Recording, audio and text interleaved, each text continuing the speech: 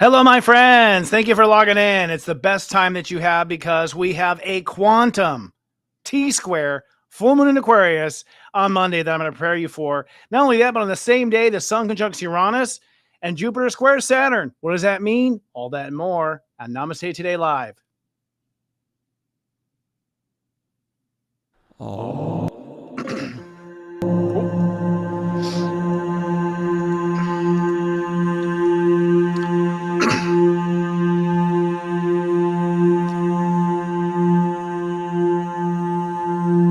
Hello, friends. Welcome to Namaste Today Live. I am your host, Sensei Christopher Techie, here to be the Sensei to Serious Joy, bringing you into your happiness and your heart.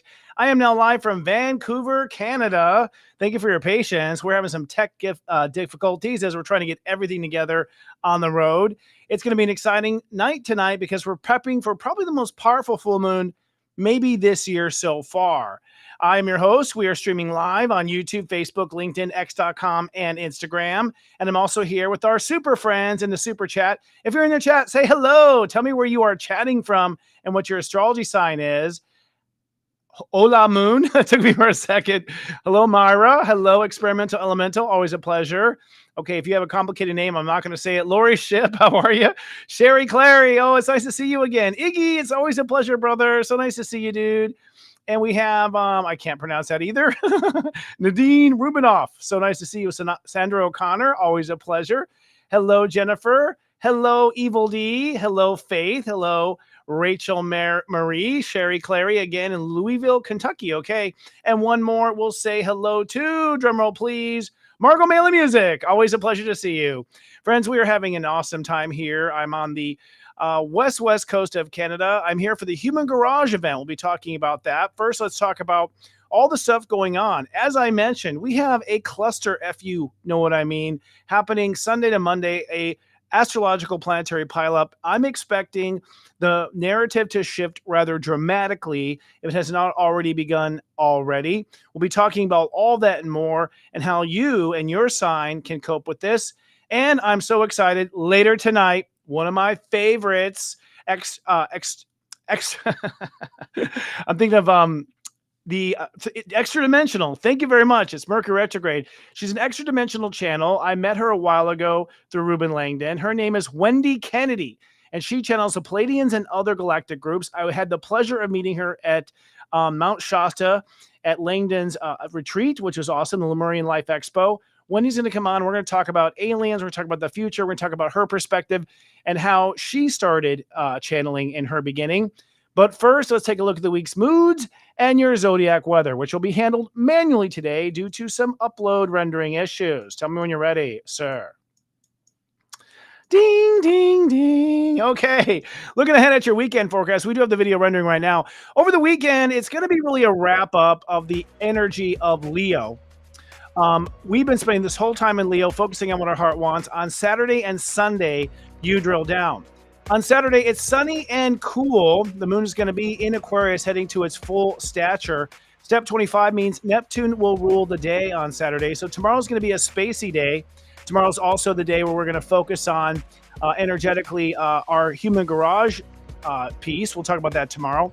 But tomorrow's keywords are I love God, and we're finding a new vibrational foundation. So in essence, on Saturday, you give yourself permission to have what you want. On Sunday, it's sunny and detached. Step 26 means Saturn rules the day. This is probably the most important day before the week. That's because you are going to fall in love with devotion. Your heart is reframing your heart's desire. Mercury will square Uranus, which means your mind will have to reconcile your values. Vesta squares Uranus, which means your faith also has to. The Sun conjoins Mercury retrograde for Mercury Kazemi, and Venus squares Jupiter. In a nutshell, that planetary pileup means you are changing direction. Looking ahead at the 5-day weekday moodcast, as we see the week ahead, you're going to take that intention with the full moon, and you're going to launch it until we get to Virgo on Friday. On Monday, it's sunny and hot. Step 26 to 27 means that we are committing now to what our heart wants. It's also the full moon in Aquarius on Monday. This may leave you feeling a little out of sorts. Basically, what happens on Mondays, you're going to release old social belonging, and you're going to metamorphosize your career or your desires or your heart's intentions to the new direction. Venus also opposes Saturn, the Sun squares Uranus, and Jupiter squares Saturn as well, which ultimately means that we're going to have a lot of shifting going on in the planets. On Tuesday, it's sunny and karmic. Step 27 to 28 means we're now moving ahead with manifesting our personal dreams. We now love our luxury as we're now realizing things are going to happen. The sun conjoins Vesta, which means your heart is really on board with this new change. Mercury squares Pallas, which means the mind is reconciling with what we have to do for home and family. And the moon is now in Pisces, so you are feeling that your karma is actually changing. That's on Tuesday. On Wednesday, it's sunny and faithful. Step 28 to 29 means you're holding space now to manifest this new personal dream. You could say the key word or key phrase is, I love completion. This is the day on Wednesday where you make shift happen. And starting the end of the day, when the moon moves into Aries, you might be tested on anything you learned in the Leo transit. On Thursday, we're predicting overcast, cloudy, and very humid. Step 29 means this is the final test of the I Love Leo season. You may be tested on this day with anything you tried to put in motion over the course of the month, and you must release all doubts to go forward. Later in the afternoon, the sun enters into Virgo, making things hyper-aware, and Venus squares Mars, forcing a balance between masculine and feminine. And then on Friday, it's sunny and stagnant. Step 0 Virgo means it is now time to protect your reality. We're now in Virgo. Pluto is ruling the day. You are defining the edges of what you will become and what you won't become. Mercury trines Chiron, which means you're no longer afraid of the future. And Mars sextiles Mercury, which means you're ready to move forward. The moon in Taurus, by the end of the day, means all these shifts in Virgo will be grounded and you will feel them become into reality. All right. I love that elevator music. Serious Joy today is sponsored by the Human Garage Network. Human Garage is doing a fascial maneuver, a world tour right now, and they are stopping in Vancouver, of which I will be the master of ceremony and also doing a presentation. We're handling this at a hotel. It's going to be a fun time. This is transforming your trauma, basically. If you're not familiar, I have worked with the Human Garage now all year long. I've been popping into different locations throughout the country. Gary Lyman is the founder of this foundation. His whole dream is to help people heal themselves, and he does it through fascial maneuvers, which is being able to contort your body to release karma, stress, emotion out of your fascial network. Tomorrow in Vancouver, he'll be helping people to transform themselves. Tickets are now available. If you're in the Vancouver area, come down and say hello to me. I would love to give you a hug. I'm not in Canada often. In fact, this is my first time actually in Canada, and this is not my first rodeo with Human Garage. We are going to be there tomorrow. I think we start at 9 a.m. and we have a little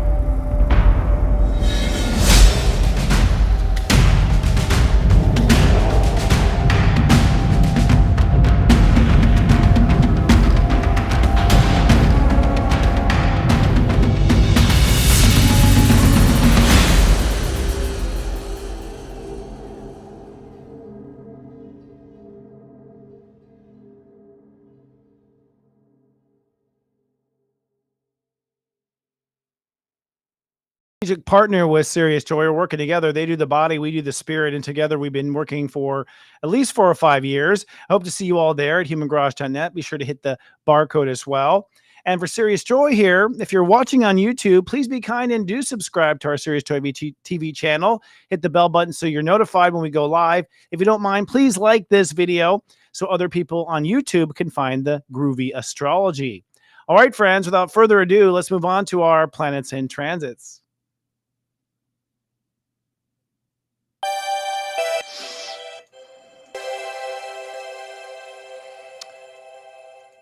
Man, Mercury is retrograde. I think it's like we're skipping little video parts. Have you noticed that, Adam? Some funky stuff's going on. Maybe it's because we're crossing the borders. Hey, everyone. It's such a pleasure to be of soul service. Thanks for rolling with the punches. I know he's saying it's laggy. Yeah. It's not us. We swear it's Mercury. My business partner's always making fun of me for blaming the planets. But hey, it's whenever Serious Joy goes down, Mercury's retrograde. So it's hard to deny.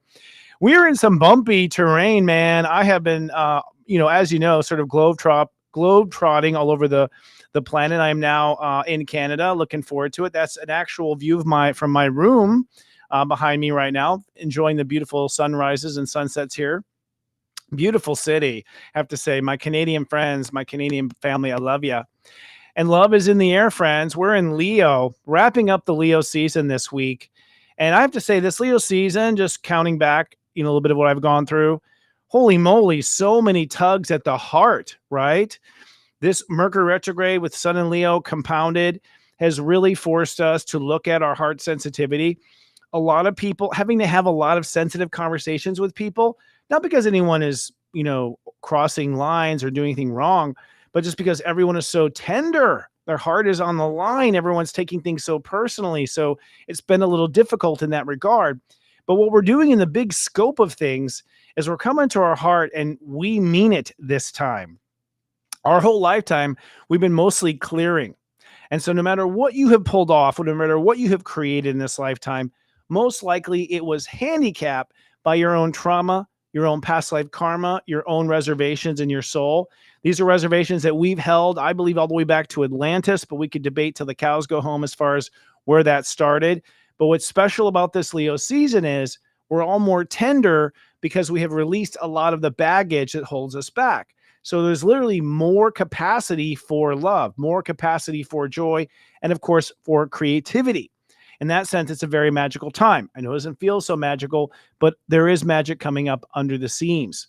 So far, what we've been working on with this Mercury retrograde has been to relook at the way we think of ourselves and our attitude and see whether or not our mind is in the way of our dreams, if our mind is applying or projecting our past onto our future, if our mind is embracing what our heart wants, or our mind is going off into karmic sense. Mercury has now retrograded back into Leo. So now our focus is really focusing on finding that perfect, what I call golden egg project, that expression of your heart, the expression of self-love personified in the outer world through some creation.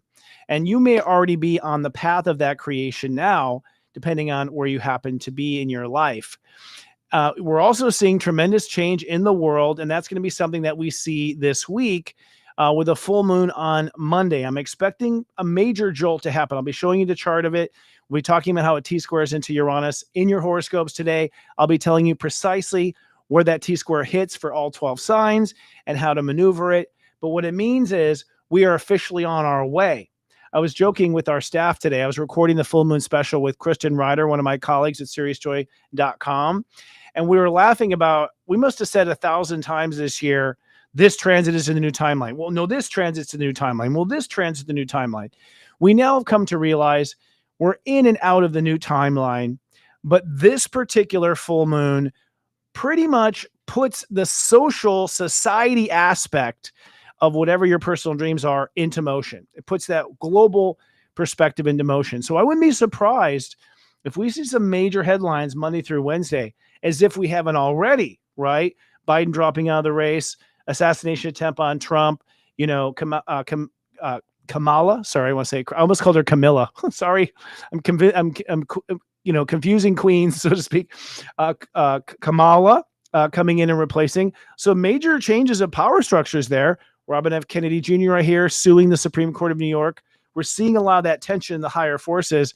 And come September 1, Pluto moves into 29 degrees Capricorn. And that's when I expect things to really shift.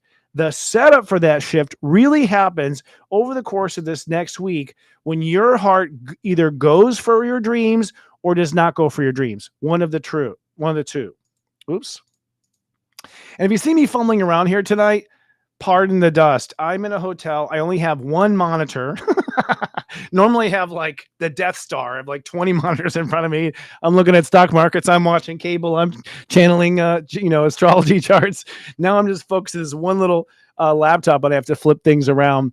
But nonetheless, where we move on to this week, there's a strong theme that I have developed, and I call it breaking ground on the golden egg. That's what this week is about. You're breaking ground on the golden egg. It's two parts for that. One part is your heart's devotion to the future. We'll talk about that. That's the full moon. So the sun wrapping up in Leo. And so from Monday to Thursday is sort of like you have to just champion the heart and go for the heart. It's sort of not a contest, but it's a test. The word test is good. It's a test of the heart. I am expecting that your society, your people, your world will pull back and resist. All right. Because for many of us, and we talked about this on LOL last week, we've been talking about this. For many of us who want to move on to what we call ascension, which is a buzzword for life getting happier and happier every day until you die. All right. We're having to opt out of conflict, politics, certain relationships that don't serve us anymore. And so as a result, many of us are having to make a choice between ourself and our world. And this is what we mean by leaving the old world for the new. That's what our subplot is. That full moon in Aquarius, the earth in Aquarius, it means that if you really want to have happiness, you might have to pack up and go to whatever you call your new world or your new, I don't want to say new world order, but I did. But the astrology has said there is going to be a new world and it will have a new order. It's just not going to be the way certain people out there have said it was going to be. But the astrology says yes. And this week is really the split between, am I going to choose me or am I going to choose my village, which is going to be. Now, you don't have to sacrifice the village to have you. The village just have to sacrifice to lose you. This idea that someone loses because someone follows their heart is honestly a means of control, I believe, and not true. In the Matrix, you can have what you want and you can have your candy and eat it too. So it's a matter of talent, ability, and understanding how things happen. But some people may be temporarily disappointed because you might have to pull away in order to move on to what you want to do. Don't be too distraught, though. They may come back and join you. It's always possible. They certainly will in heaven. The key question of the week is, what must I realize in myself? What must I realize in myself about this? What must I realize about myself?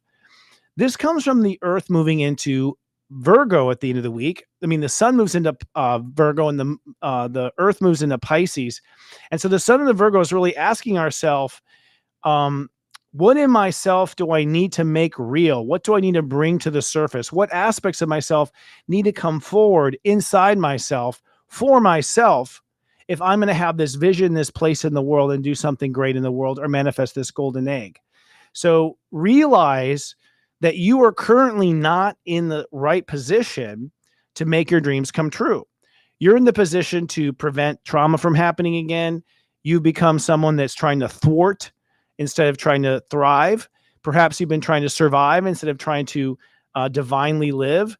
And so who you are on the inside, that early Virgo energy, the I become, the end result of this week is, if I'm going to be manifesting this golden egg in my life, I can't be a Debbie Downer to myself, or I can't be doubting myself, or I can't be second guessing my faith, or I can't be disvaluing myself on the inside. You realize that you must in yourself be something else for this to go forward. And we'll be focusing specifically on that as we move into Virgo and we discuss next week. It's going to be a good time, I think. In fact, just to give you a little bit of an arc on how this works, give you a bit of a time frame. And if you need time frames, by the way, come to Serious Joy. We have something called the Mega Monthlies that gives you the whole month, the scope, and a preview the next scope. But in essence, This week, this full moon in Aquarius on Monday, this is the final sort of call where we turn in our wish to God universe. We turn in our golden egg project to God universe. The sun even trines the galactic center at the full moon apex. So this is going straight to God, if you will. And from that point, the sun then goes into Virgo, and basically Virgo, Libra, and Scorpio is all about you transforming your relationship to yourself, which we call your mirage, you changing the way you relate to yourself, the way you operate inside yourself to accommodate this big dream. And we mostly put down the big dreams and work on us, the creator of the dreams, between now and January. It's not till January that we really pick up the dreams again, because we're really getting ourselves in order. We're also going to be, from September to November, stepping into our new global power position. So for instance, in this full moon, if you realize that's it, I just really don't click with public education anymore. I don't want to work for public education anymore. I want to work for private. I want to work for a different, I just don't like the bureaucracy bleeding into my work. Let's say that's what it is. Well, you would dream for that this particular week. And then you would spend the next 3 months, changing yourself on the inside to be a tutor, to be private, to be, a Montessori teacher. And then what happens is, as we move forward with Pluto at 29, you might get calls back from the superintendent or the principal of the school system. They may say, hey, what can we do to get you back? You might get an offer from an alternative school system that looks very suspicious as the same kind of setup. So with Pluto 29, after we make this declaration, in some regard, we spend the next 3 months where the world or the universe is trying to pull us back into the old, and we're trying to present the new and create the power of the new. So it's a big of an arm wrestling, I think, that happens from September to November. Then Mars retrogrades into November. So we all just sort of have, my hair will go flat, Leo. It's Mars and Leo that goes retrograde. So Wateki won't be able to few up the hair. And what it means is that we will feel sort of flat and flavorless as well, really until January. A lot of inner reconstruction. I know at least half the country in the United States will be unhappy with the election. And most of our Mystic team at LOL and other places are all agreeing that the election is probably going to be held up and we won't have the answer to who is president probably in November. So my point is, this is the week to go for your dreams, to tell the world what you want. And then we spend until February getting ourselves in order and ready to go forward with that dream. Well, there's a big power shift that goes on up in the stars and with government and control, that sort of thing. Ooh, I love that too. Thank you, Sunny Day. Yeah, Sunny's just pointing out that you can go to seriousjoy.com, and if you register with our site and you go there, it'll always tell you where the step numbers are, where you are in the world, and what step number it is right now, where the moon is, etc. There's a great picture of what it looks like on our dashboard. See that? And all the emojis and the zodiac weathers. I'm all backwards today. Okay, that makes no sense. Sign up for just $3.99. We'd really love to have you, actually. We're building a new community and we're doing some new stuff there. It's super exciting stuff. So let's talk about the planets and let's dive into what's going on, y'all. I'm a little lost for time because we were so hiccup with our giddy up. Let's start, of course, with the sun in Leo. I'm going to my notes. All righty. The sun in Leo. Now, remember, the sun is our heart. And so our heart is in the sign of our heart, sun in Leo. We go from, oh, look, we don't have the outfit. We go from step 24 to 0 Virgo. We didn't put 0 Virgo on this chart, but we go to 0 Virgo. So we wrap it up. Now, 24 is happening right now as I speak. We go to 25 in the next 24 hours. So your heart today accepts, yes, this is what I want. Saturday, you go, please, God, is this what I'm supposed to do? Is this in alignment with my soul? Step 25. Wednesday, step 26. All right, I'm devoted. This is it, y'all. I want to do this. A lot of things happen on Sundays. I mentioned a lot of aspects happening, which kind of add to it. We have Mercury square Uranus, so you have to reconcile your dreams with whether or not you can build it. The sun conjoins Mercury, so our heart and mind come together on Sunday. On Sunday, the sun and Mercury come together. Venus squares Jupiter, so you have to reconcile how you think and what details you're going to focus on. So in essence, Sunday seems to be the day where you choose what you will be someday, where your heart wants to be one day, someday, what you intend to be. Then we have the full moon on Monday. I'll show you the chart for that. And that's go time, step 27. That's make it or break it. Tuesday, we hold space. Wednesday through Thursday, you are tested. So it's like almost a 3-day test day. And then bingo, bango, we go into Virgo, where we begin to become what it is our heart desires. So if your heart desires to be a movie star, you start to become a movie star on Friday. Now you may go, what? I don't have anyone casting me. You must be the star before you get casted. That's how it works. So we start to become what that is. Now, helping us with this is Mercury. Mercury retrograde this week is moving from 28 degrees. And I'll have to look at my chart here because I think I forgot to put it on there. My bad. 28 degrees until, let's just go see here real quick because I want to get it precisely. We get to Friday the 23rd to 22 degrees, Leo. So what that means is as you are moving forward in your heart, you are moving backwards and you are deprogramming certain mental assertions that you have had about what your dreams are. In fact, there's a point when Mercury will trine Chiron at 23 degrees, and that's when I believe that'll be the moment we have faith in the future. I guess you could say that while you're moving forward with your heart, this is what my heart wants for the future, this is what my heart desires, you're having to sort of deprogram mental dialogue, scripts, things your parents told you, like, you'll never make it. That's not practical. Who are you to do that?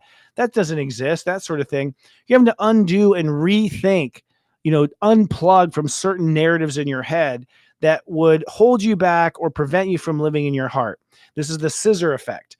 And when the Sun and Mercury come together on Sunday, that's when finally your heart and your mind are on the same page. And at that point, Mercury goes back to 22 and starts discussing in your mind, okay, well, if I'm on the same page, how exactly am I going to mentally go for it? 22, by the way, also means that probably by the end of the week, you're seeing your future in a different context. So, for instance, going back to my movie star example, I want to be a movie star. Well, by Friday, you might start and say, oh, you know what? It's going to start as TV. I think it's going to start locally. It's going to start simply. So expect, the unexpected. Stay on course for what your heart wants, but be open and to how it goes, how you go about it, and really be open to negative thinking and where your thoughts might be betraying or holding back the dream. Because at this point, this guy Mercury can be our worst nightmare, right? This has been programmed by society, television, your friends, your family, everything else. This is what usually holds back our personal dreams, is our own mind and our own thoughts getting in the way. But Leo is all about the launch. And I'll just say one more time that the sun in Leo means the earth is in Aquarius. So as the earth moves up through Aquarius, we start to manifest our society where we belong, where all this fun actually belongs. So it's not just where I want to have fun. It's not what fun I want to have. It's where, what context, what people, what village, what society will I have fun with. Moving on to Virgo. Then the sun goes into Virgo at 0 degrees, but this week, Mercury actually moves. I think it's a little complicated. That's supposed to be Venus, I think, is what that is. We're just having a great time here, aren't we? As we move through this, Venus goes from 13 to 22 degrees, Virgo. And so although we're just getting to who we become, you're probably already opening up to the myriad of details, all the facts, all the things that have to happen for you to get this done. So there is some grounded practicality here. And you have to ask yourself, with Venus going from 13 to 22, what is real? And do you want to make it this real? And we'll talk about this more in Virgo, but Virgo energy is the becoming of what makes things real. The problem with reality is you start to believe that it's stuck that way, that it's not going to change. So you're going to really, don't let yourself get caught in the details, feeling like it's impossible. Part of what Venus is saying this week is we've got to rise to the next level. We got to open up and we've got to accept what life is so that we can accept what we want life to be. So there's a little bit of a tug of war back and forth between what is real and then reminding yourself that it doesn't have to be this real. It doesn't have to be this way. That's the toughest part of Virgo. We tend to feel like we are imprisoned by it. But the fact that Venus goes from 13 to 22 says to me that we're going to have twice this week where you think, oh, I'm only capable of this. And the universe is like, no, you're actually capable of that. And then later in the week, oh, I'm only capable of heading this way. And Venus 22 says, no, actually, you can go that way.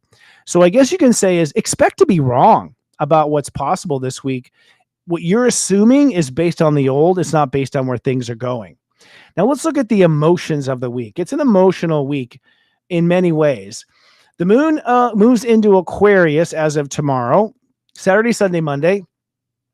So this is, of course, the most important part of the week, Saturday, Sunday, Monday. Tomorrow, 25, Sunday, 26, Monday, 27. This triplet of moon in Aquarius means as the moon gets bigger in Aquarius, our emotional awareness becomes more and more articulate, all right? And the articulation of Aquarius energy is, does it belong or not belong? It's either groovy or it's not. It's really a yes, no. Are you with me or are you not? Are our hearts aligned or are our hearts not aligned? So with energy of 25, 26, and 27, if you have been tolerating a relationship or a situation that your heart just does not belong, it will be gruesomely uncomfortable over the weekend. The universe will tell you this is not working. It's not a cycle. It's not your imagination. Your heart at the core is not aligned with their heart at the core. It's just not going to work. That full moon in Aquarius really splits those types of situations apart, pulls away, pulls the wheat from the chaff, pulls away the codependence, makes each person take their corner. And so it could be a combative weekend or a difficult weekend if you're in denial about the quality of the relationships that you were headed for or caught in. But that moon starts to build up in full intensity and continues into Monday, where we have the full moon in Aquarius at 27 degrees. So we have this big full moon in Aquarius. That full moon in Aquarius is going to say hell no to something and come on, bring it to something else. So it's this yes, no energy. And this yes, no, this contradiction, this paradox, this is how we have a dimensional shift of frequency. And so in essence, you could say the full moon is going to shift how you feel or where you feel you belong or don't belong. And we've all had those moments, right? Maybe you have a celebrity or someone that you are fond of. You go see them in person and you see them sort of like, be mean to somebody. You're like, oh my gosh, that's not even who I thought this person was. Now that I feel the vibrational truth of this, I don't belong here anymore. And you realize that you were sort of emotionally attached to something in the world, a society, a group of people or something. And because you weren't really listening to your heart or because you didn't have access to theirs, you didn't realize that it wasn't simpatico. So this all builds up to a potential conflict. You might have a blowout Sunday night before the full moon. But what happens on that full moon on Monday is we emotionally say, I'm taking this way. And for many people, it means they're going to go the other way.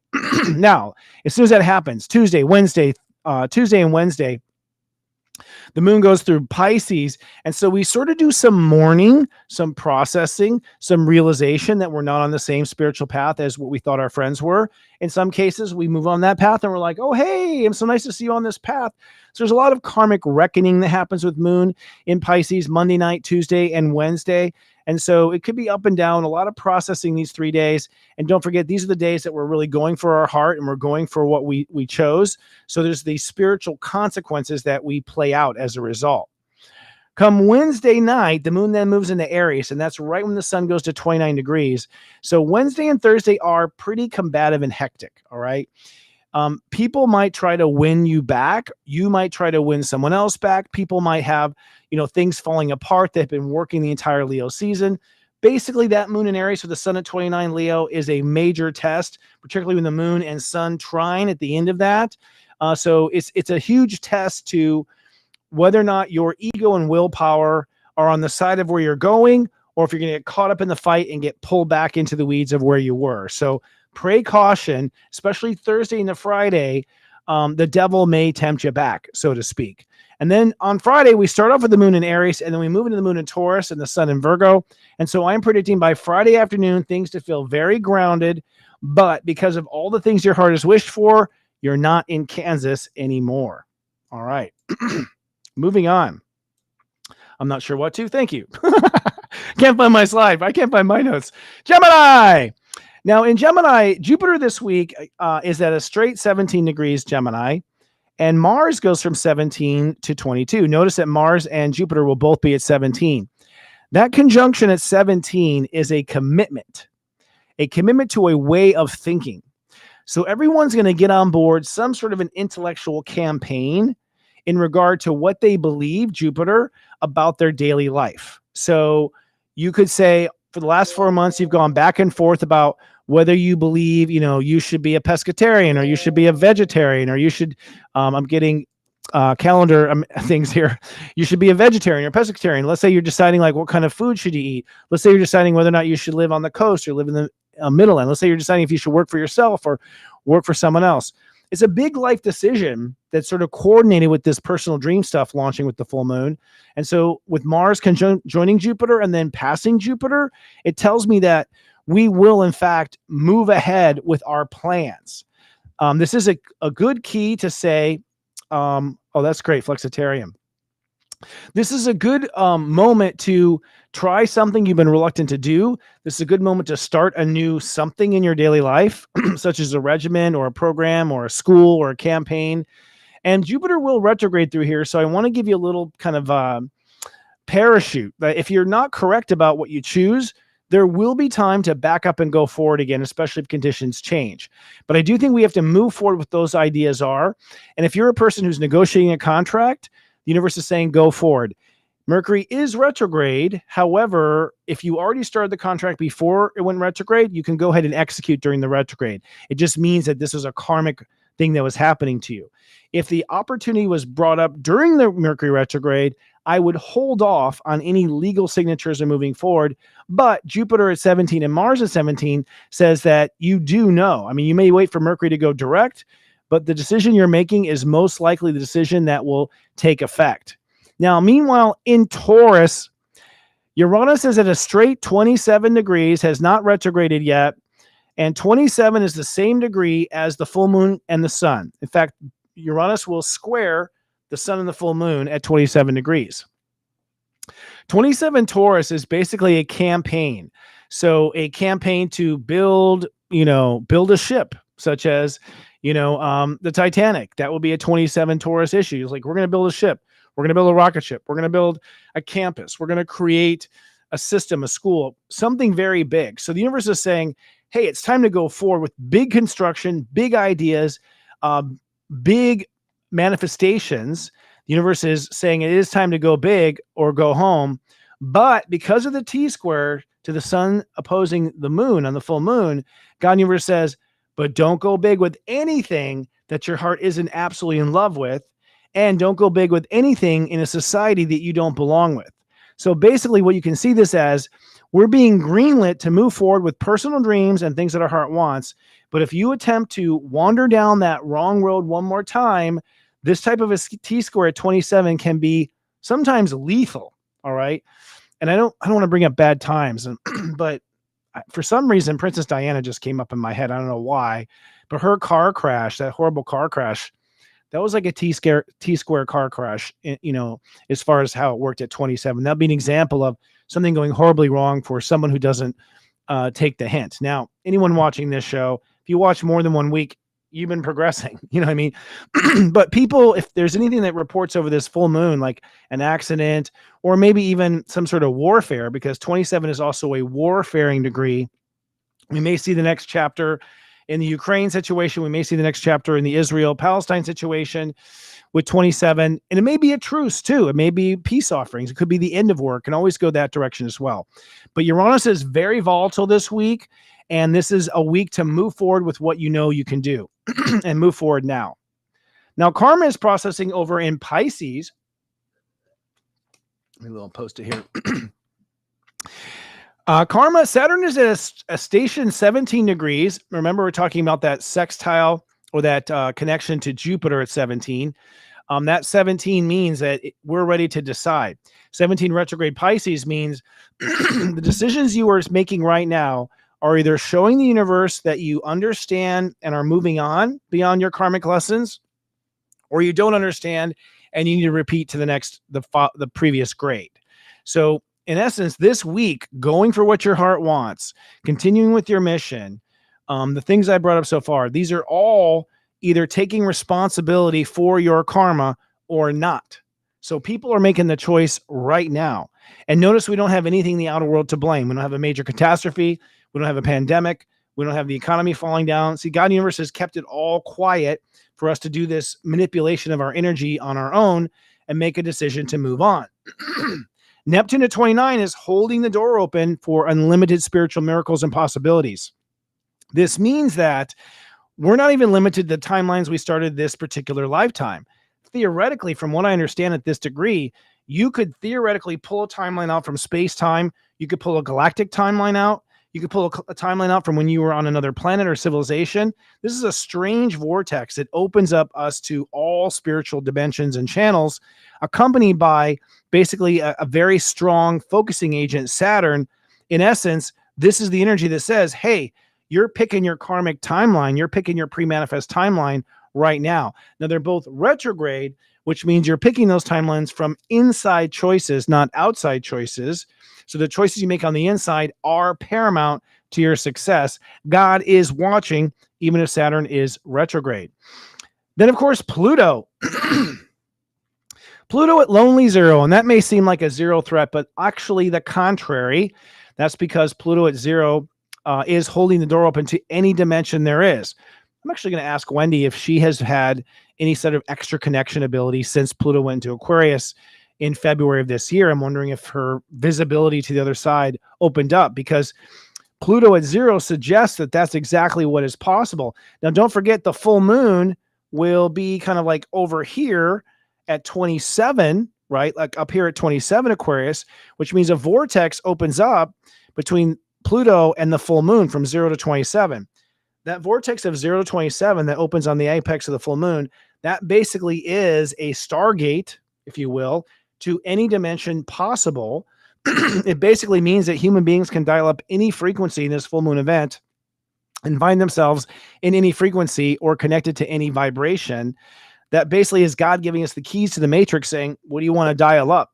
So again, this only holds up in like this for the full moon, but once you make that connection and you begin that that affiliation with that vibration, it just grows and grows and grows as Pluto moves up the line. So we have been given the keys to God's castle, the kingdom of heaven, and we can dial in what we want if we are available and ready to do that. Then, of course, we have the ego, Aries.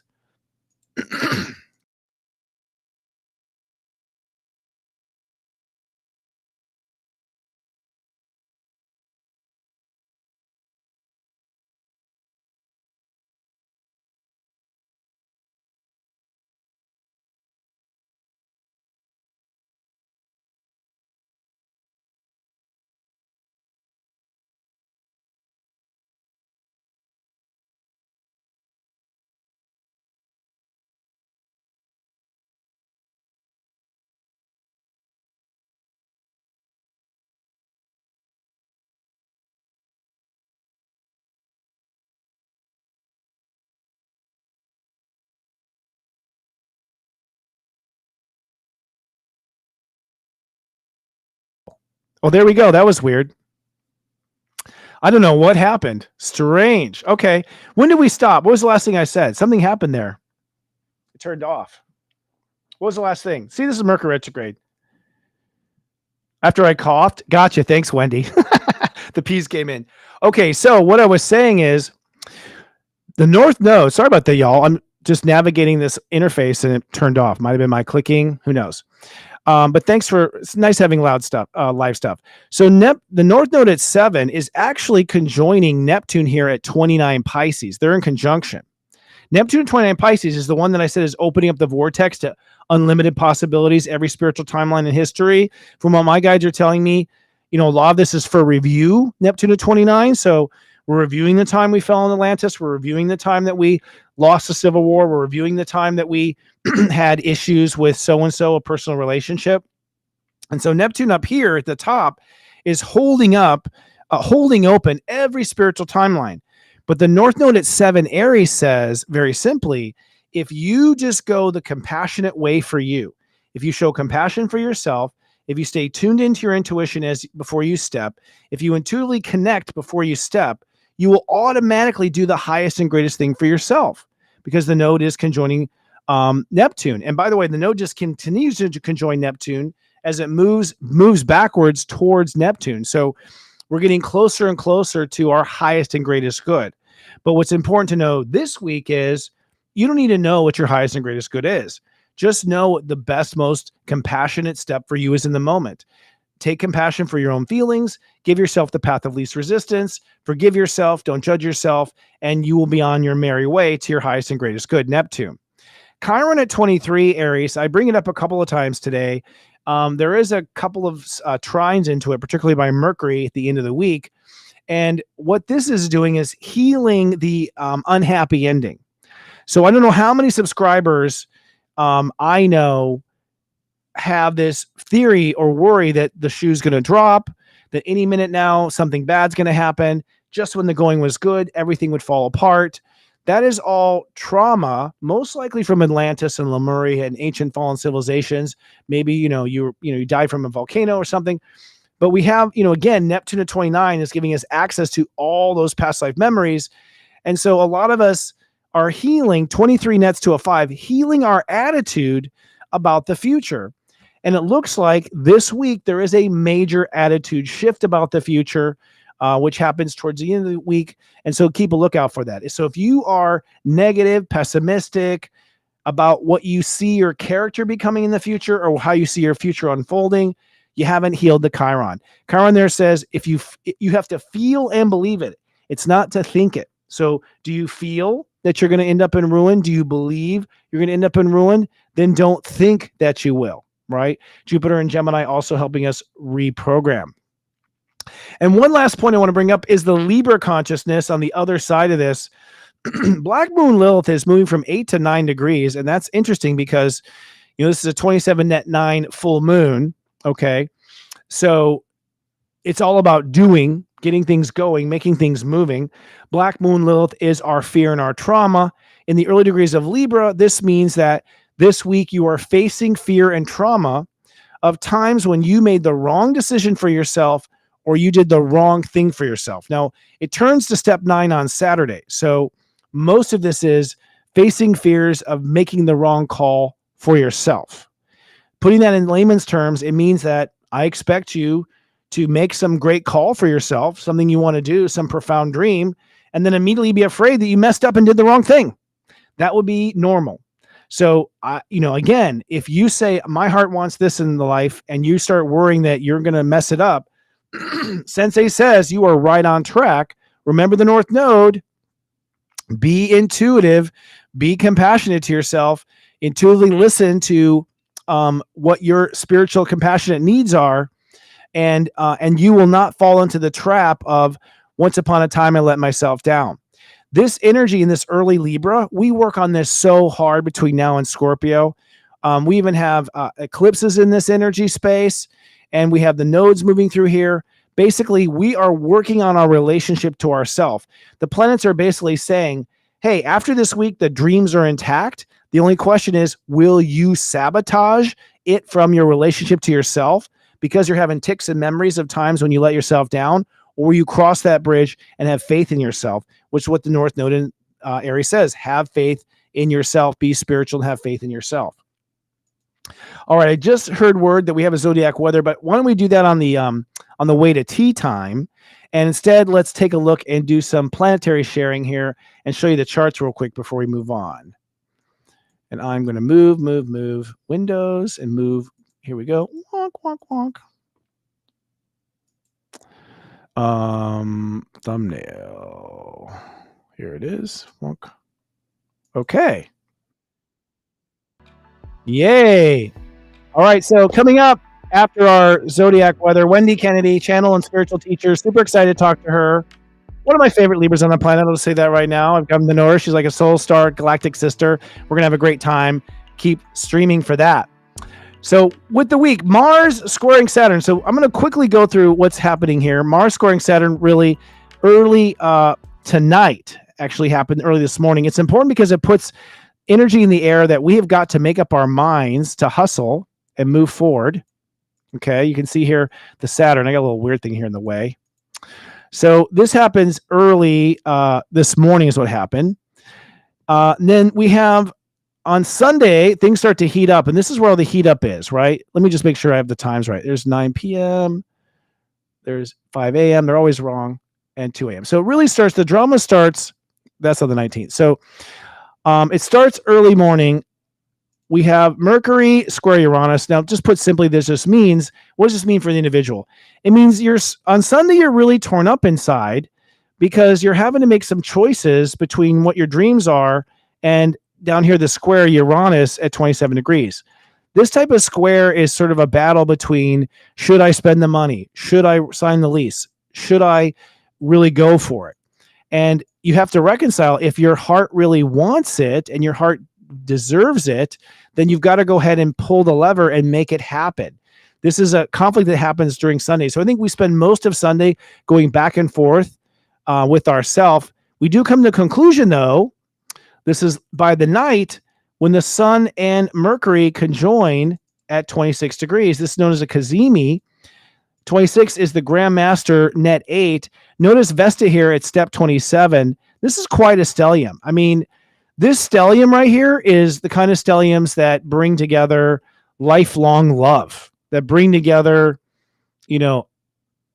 major connections of people and teams. I'm thinking of trying to think of famous teams like Laverne and Shirley. I don't know why that's a famous team, but bring together famous working teams, famous people that are come together. People are going to succeed together. This is a huge bonding moment for making things go forward. Venus at 17 says, hey, we're also committing at the same time. And notice Venus here is sextiling Jupiter. We're committing at the same time what's necessary to do it. This is why I think this is such a potent time in our astrological history, because God is bringing up the dreaming, but God is also bringing the practicality of, okay, well, then what do we do? What are the first few steps? Then, of course, this all builds up to the full moon in Aquarius. Let's take a look at this full moon. Apex is at 2:25 in the afternoon. And this is what the big deal of the full moon is. First of all, anything that nets to a 9, as you can see here, we have the sun conjoining Vesta, not completely at this point, but netting to a 9. 9 means action, war, activity, change, without a doubt. Venus at 18 net 9. That means there's going to be change in our daily life that happens as a result. Not only that, but this change, this stellium, opposes the moon at 27 degrees. But it's not just the moon at 27 degrees. It is a vortex from Pluto 0 to the moon 27. This means anything is possible, anything goes. And just to make things uncomfortable, this opposition is squaring Uranus at 27 Taurus. This is what we call a T-square here. And what that ultimately means is this is a powerful moment where we'll move forward, but God has sort of put braces on or put boundaries on the situation that will not allow it to disrupt or compromise your plans you have in motion. So a good way to put this is, it's really hard to mess this up, folks. It's really hard. There's so many rails. I don't know if we have the power to overcome the rails. 5 and 12 p.m. So then on the 19th, later in the 19th, we also have the sun then fully squares Uranus 100%. So a full square means that there's some sort of a follow through. It's at 27:11, by the way. 11 indicates integrity. So again, God and universe putting on the barriers of what can happen. Then as we move even later in the day, if that wasn't enough, then Jupiter squares Saturn. Here's Jupiter squaring Saturn at 17 degrees. So you see Venus was at 17 a while ago, but these 17s that are all lining up, this is the follow through of the universe. This means that whatever you choose is going to happen versus just dreaming for dreaming's sake. All right, moving on to the 22nd. Then, of course, really happened. We basically take the sun from that dream and we climb it all the way up. And then we hit this very powerful, basically end note here, where the sun moves into Virgo at 0 degrees. This happens at 11 a.m. Eastern time. That declares a new reality, basically. A new reality is declared. But this is what's interesting. This new reality is profound as far as a reality. God's not joking around. This isn't subtle, because the sun is making a yod from Pluto at 0 back to Neptune at 29, opening up infinite dimensions, infinite timelines. So Pluto's saying you can choose any vibration you want. Neptune is saying you can choose any spiritual timeline in history you want. The sun at 0 says, and we start ground zero right here. Let's do it in Virgo. Let's make it real. So this literally is the incarnation of some spiritual intention, timeline, or preconceived idea from a past life or heaven that we literally, like a lightning bolt, flash and become this Friday. So who knows who I will be this Friday. This Thursday, excuse me. Let's see here. Mercury retrograde, So Mercury retrograde does trine Chiron. I talked about this already, but remember, we're afraid of the future not being good. This is the universe making us say it's going to be just fine. And then I did mention this too. Venus squares Mars at 22.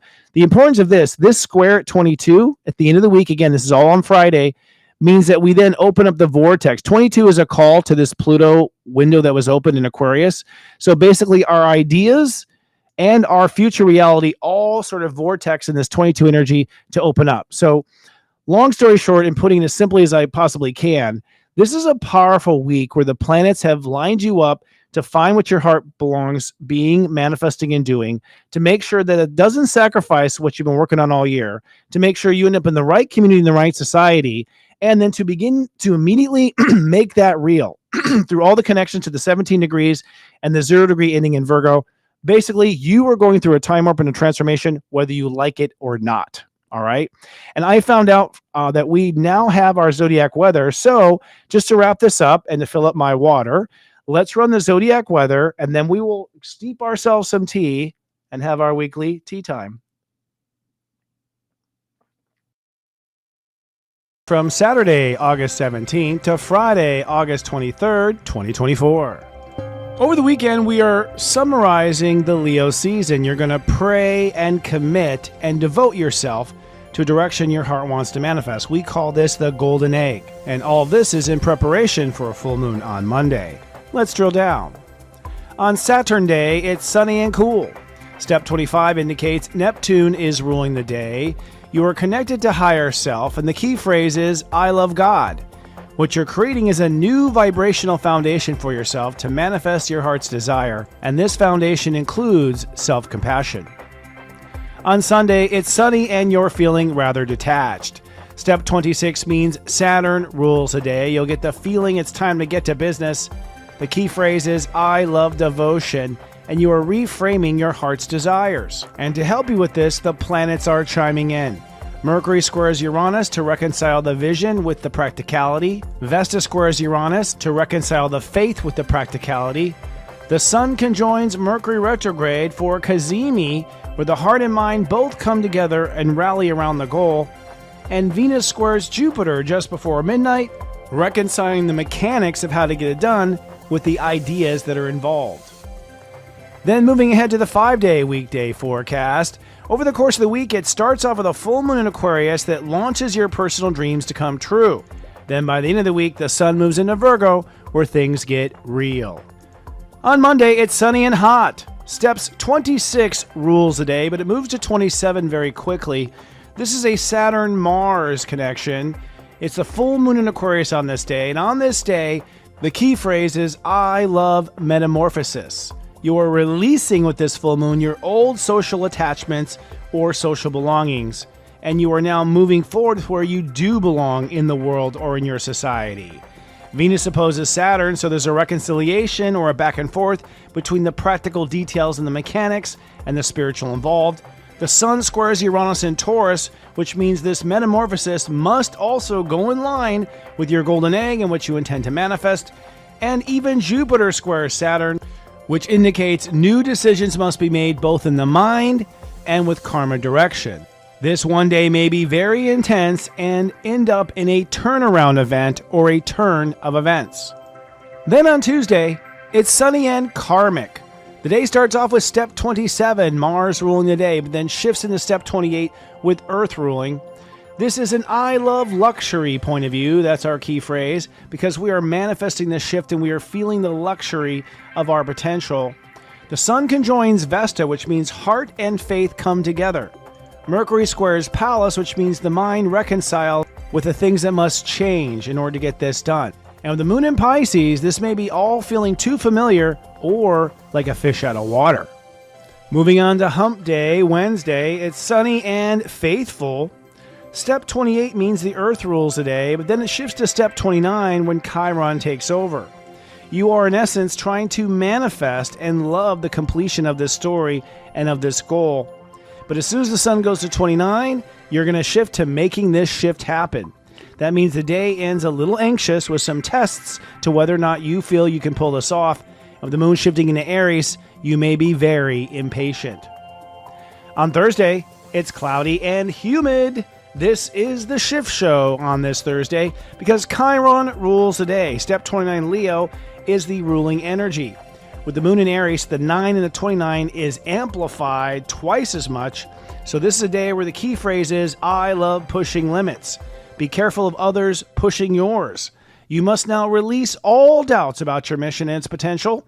The sun will enter into Virgo, making things very real in the later part of the day. And Venus squares Mars, forcing a reconciliation between the ideas and the details themselves. And then on Friday, it's sunny and stagnant. Step 0 means nothing is moving. Pluto rules the day. The key phrase is, I become guarded. With this 0 energy, you are defining the edges of the old you versus the new you. Mercury retrograde trines Chiron, which means you're no longer afraid of unhappy endings.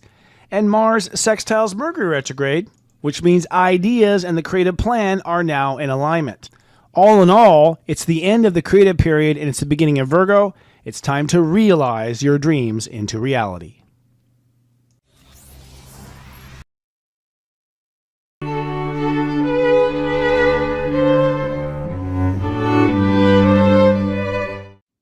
Hello, my friends. Welcome to Tea Time. As you can hear, I need the tea. Hope you're having a wonderful time. This is the segment where we talk about your horoscopes and what you can expect for the week. And a little reminder that the horoscopes always come out on Tuesdays. It's a great thing to share with your friends and family. We work real hard to make these extremely accurate and helpful. And I thank you in advance for sharing.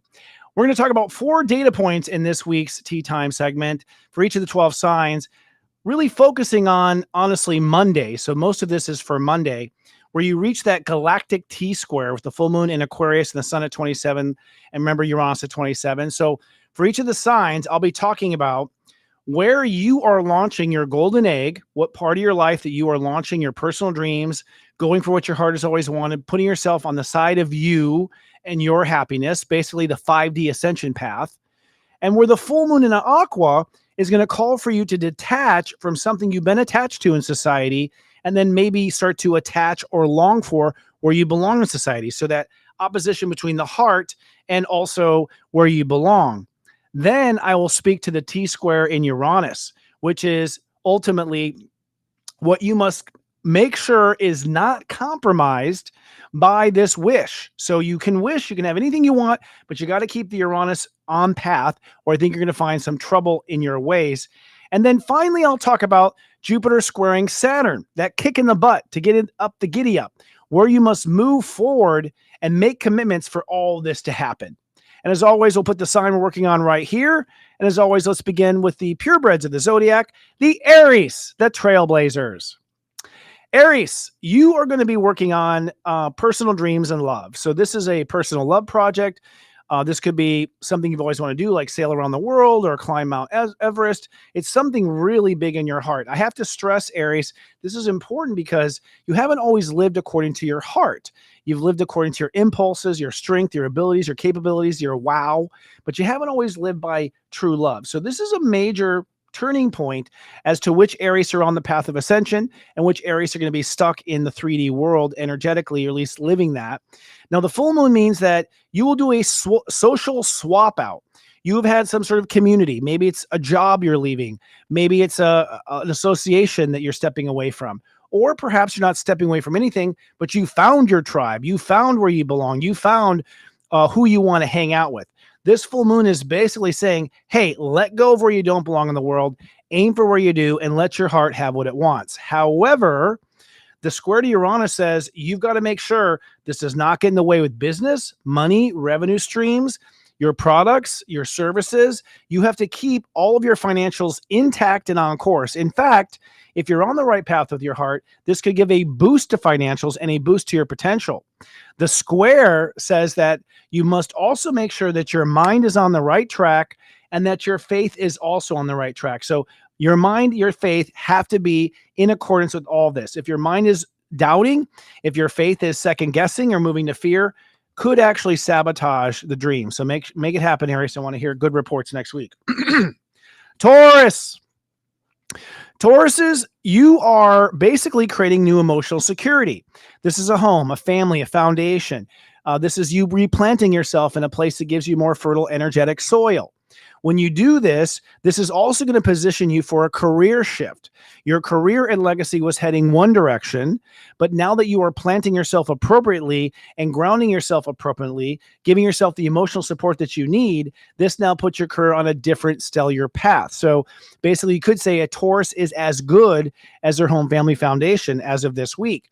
That square to Uranus says that you can do this change of home and family, but it should improve upon your character, build upon your action plans, and make you better, stronger, greater, any superlative you want to come up with. So if you're not a better man or woman for doing it, caution, you might not be doing the right thing.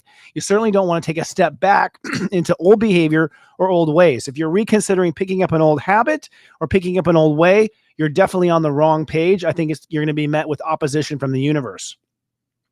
The Jupiter-Saturn square says you have to also make sure that your business is in alignment with what you're doing, and also that your social reputation is in alignment with what you're doing. So whatever this home family foundation thing is, it should make your business and your social life a better place. And mine will. I have new news coming next week. I know exactly what that is for me. All right. Geminis. Gemini, your heart is now going for some plan, some sort of IP strategy, intellectual property strategy. You're now ready to go for some sort of big idea that Gemini brain has been thinking about for a long time. And God Universe is saying, yes, it's time to go for it, especially if it's accompanied by love and joy and excitement or creativity. Now, the full moon says this will have you probably move away from a purpose that you once followed. Maybe you were following your parents' purpose for you. They want you to be a doctor or a lawyer. Maybe you're following your partner's purpose for you. They want you to be something else. But this is you sort of being a little bit of a rebel and saying you have a new purpose, you have a new tribe, you have a new cause that you want to move for. Now, this has to work out with your faith. It has to be in alignment with your spirituality. That square to Uranus says you cannot go back down the old karmic path. You cannot do it without faith, and you cannot do it without a connection to spirit. So you have to be an intuitive Gemini that's checking your intuition before you leap. And the square between Jupiter and Saturn says your behavior and your career direction both have to be in alignment with whatever this idea is. It cannot go against making money, should bring in more money, and it cannot go against the way you behave. You know, as far as who you are or whatnot. You want to bring the best out of yourself. You shouldn't have to pretend or put up any sort of falsehoods. And you should be, again, moving towards your karma around money and career, not back in the old world. Cancers.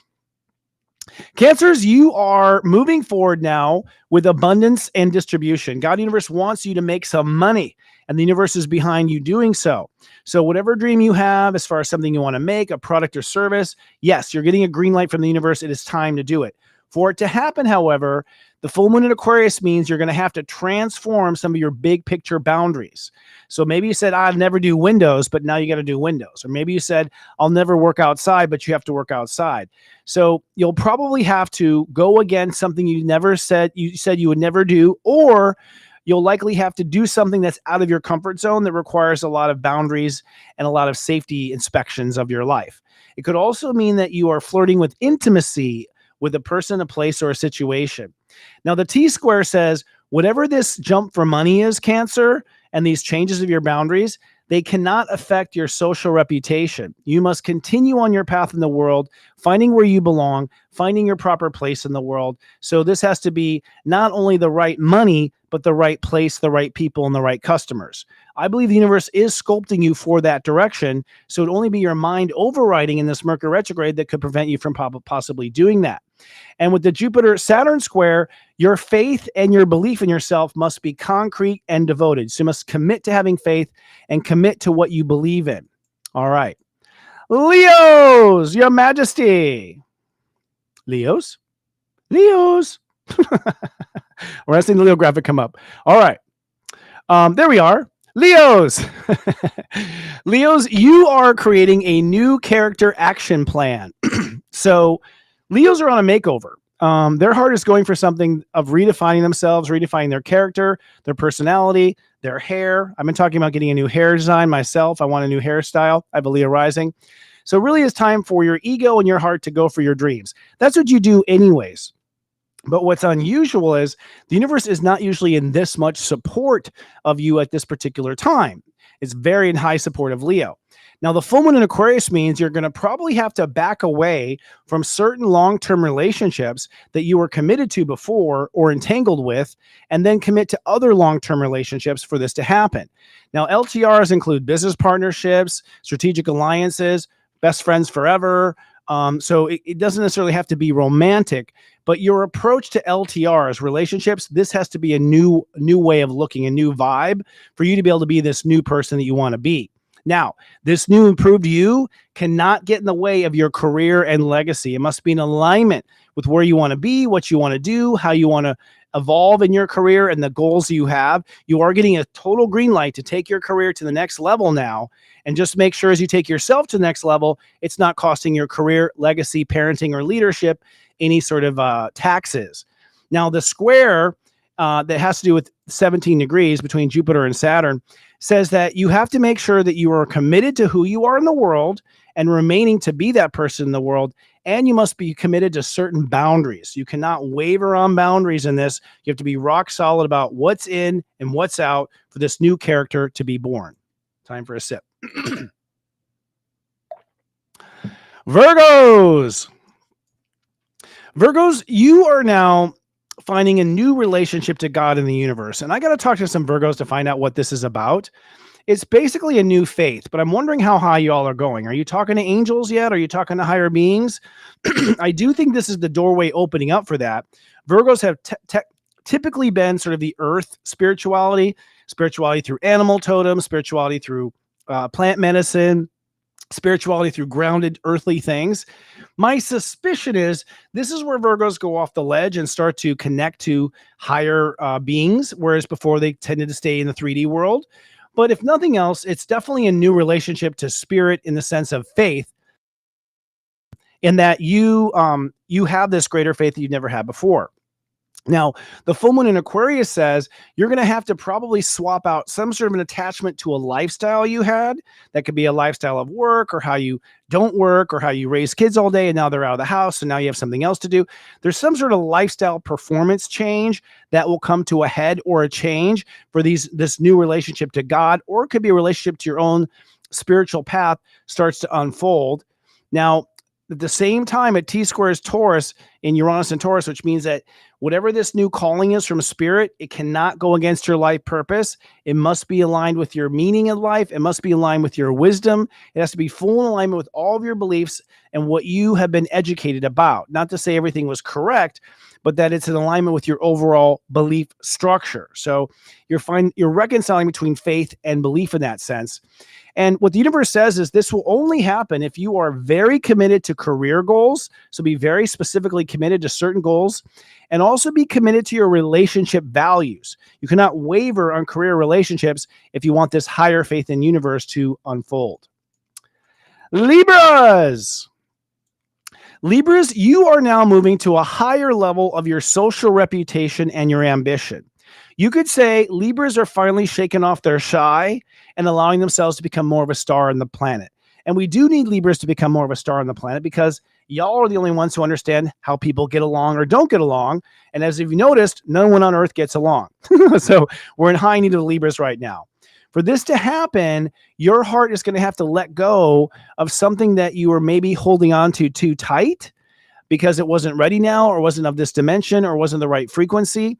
But you're going to have to also then embrace a new true dream, a new personal desire, or perhaps a personal love. So it is the swap out of some dream or love or desire that gives you the freedom to go out in the world and shine the way you are meant to shine, Libra.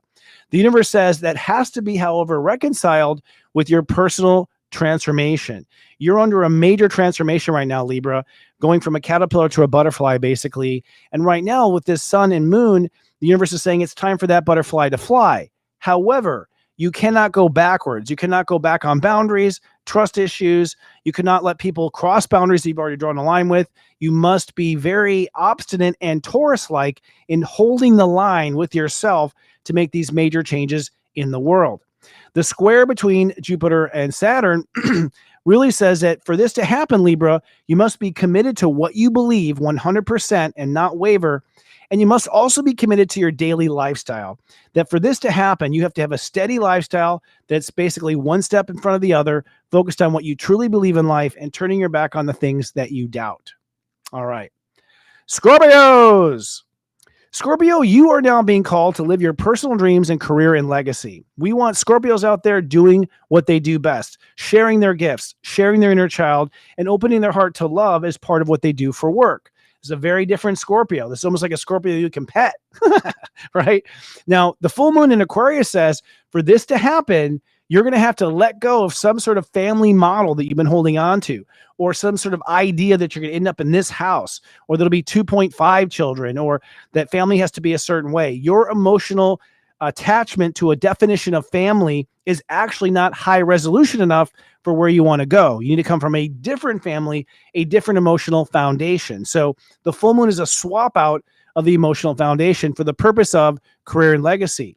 However, the universe says the T squared to Uranus says you've got to make sure that you are still living up to all of your relationship agreements, that you are still growing in your personal relationships, that your marriage and partnerships are completely aligned with this career leap.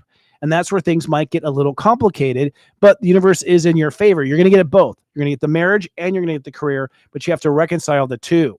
Now, the square between Jupiter and Saturn says that the only way Scorpios can pull this off is if they are extremely sharp about where they draw the line. You gotta be clear on where the line is and enforce the line. Not too worried about that with Scorpios. But here's the other. You cannot compromise your heart. You must make sure that you are getting everything your heart wants. This is not a time for Scorpios to sacrifice whatsoever. You've spent most of your life sacrificing, so you've already done that. You've been there. You cannot sacrifice your heart in any way if this is going to go down. Sagittarius. Sages, you are now on to a new life purpose and meaning. And it's quite possible this purpose and meaning is tied to education, storytelling, could be around travel, typical Sagittarius keywords, but the sun is in your Sagittarius house. So this is a love fest with knowledge, education, a direction. But the full moon in Aquarius says you're going to have to let go of some sort of attitude, probably a low resolution attitude, a low vibration attitude, perhaps a self-doubting attitude. Some attitude has to be swapped out for you to live this dream and live this purpose. And that full moon is going to rock that attitude, whatever it has to happen to have been. Now, that T squared to Taurus says that you have to make sure your life is in balance. All the work you have done to come into your lifestyle, to have a healthy life, a balanced life, to be there for your body, to have a work-life balance, this has to remain. You will not be able to move on this new purpose or adventure or pilgrimage if your lifestyle is thrown off balance. And the square between Jupiter and Saturn says you must be committed to your relationships. Don't waver in those relationship commitments you've made. You can't give them up for this to happen. And you must also be committed to your home and your family. So ironically, Sagittarius is usually fly the nest and never come home. The universe is saying, nope, this time you're living this purpose anchored to a person or relationship and anchored to the home. It's that anchor that allows you to fly, unicorn. Capricorns. Capricorns are now, they're doing some very private change right now. I'm expecting them to feel extremely uncomfortable at the moment. That's because this is calling for them to get out of their normal comfort zones and trust in a way that they haven't trusted before. So this is them going with their heart. And the way you can do it, Cappy, is that your heart tells you it's going to be okay. That's the only way you're going to be able to pull it off, is your heart tells you it's going to be okay. Now, what this does, Capricorn, this change of trust basically changes your tax bracket, okay? So based on the certain trust you've had, you've only been to manifest so much wealth or so much abundance. But when you step into this new trust, you'll be able to manifest a higher grade of abundance. So for Capricorns, this is about letting your heart transform you, letting your heart draw the boundaries, which then gives you the cash and the capital that you want to move forward. However, one thing is true, the square to Uranus says it cannot compromise or get in the way of your personal dreams, your personal creative path, or your lovers, okay? So, or children as well. So children, lovers, personal dreams, this must remain on track, continue growing forward. And as long as your trust includes the these things that are important to your heart and are drawn by your heart, I think Capricorns are going to end up on the top of the mountain. Now, the square says that you must be very committed to your lifestyle every day, work-life balance, normal life, making things that are in check. And you must also be committed to a certain attitude, that you have to be careful of your attitude eroding the potential of this. You're very vulnerable with this particular full moon T-square. Your heart's on the line. And so your mind has to play ball. It cannot play against you. Aquarius. Aquas are actually focusing on long-term partnership and strategic alliances. So your heart is now getting and falling in love. And I got to tell you, I'm seeing more Aquas smiling like Japanese tourists than I've ever seen in my life. The stoicism is definitely fading with y'all. You're becoming a lot more Leo-like. Just saying. It's wonderful to see because you're sparkly and you're glittery and you're stepping into love and you're stepping into connections now. This means, though, that the full moon is the official death squad of some ego issue you once had. So your ego is going to take a hit in this full moon. Your ego is going to have to change, transform, do something different. Your defenses have to be different. Your action plan has to be different in order for you to move forward with these strategic alliances and partner to be greater than just an individual. The T-square to Uranus and Taurus says you can't compromise your home or family or emotional security. Whatever leap this is, you've got to stay grounded. You've got to remain nurturing yourself, and you've got to continue to innovate your ability to nurture yourself and bring your feelings to a higher vibration. The square between Jupiter and Saturn says, for you to do this, to jump into marriage and partnerships, to build this new character action plan, you must really be very concrete about what you love and what you're investing your heart into. And you must also be extremely concrete about what you're investing your money and time into. So be very clear and focused on love, creativity, time, and money, and you will find yourself in that relationship dynamic that you really enjoy.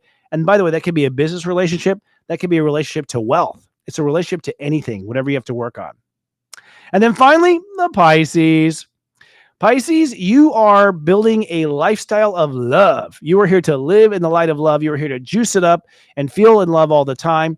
This is you stepping into a life of love and leaving the old life behind. It is a choice to do so, and you can do so. With the full moon in Aquarius, it means you're going to have to let go of some sort of attachment to a karmic story. So maybe God's not out to get you. Maybe you don't have the worst luck in the world. Maybe you weren't born to the wrong family. Maybe actually you were just dealing with your karma. And so this will be the birth of a higher faith, a connection to self, a connection to angels, a connection to higher dimensions. That's what will forge as new with this full moon. But the T-square to Uranus says it has to be in alignment with your attitude. Your attitude has to stay on course to where you are headed. Your ideas have to continue moving forward. Your plans have to move forward. So you can change your life, but keep your plans on course, says Uranus. And then finally, the square between Saturn and Jupiter ultimately says you've got to be very committed to your emotional nurturing, your home and your family. So you need a strong, emotionally nurturing, grounded unit. And you must be committed to the behavior you've learned to express over the last year and a half. You've learned to behave differently and to respond differently. The behavior can't change. The grounded home family situation can't change, or at least the nurturing that you need can't change. And if you do that, you'll be able to make over your life, have higher faith, and keep the plans you have wanted to have. All right, friends. I just lost us again. There we go. I'm so excited, and thank you for all of our little blemishes here with technology. We're going to take a little break here. We'll probably run the zodiac weather one more time. And when I come back, we have Wendy Kennedy here to talk about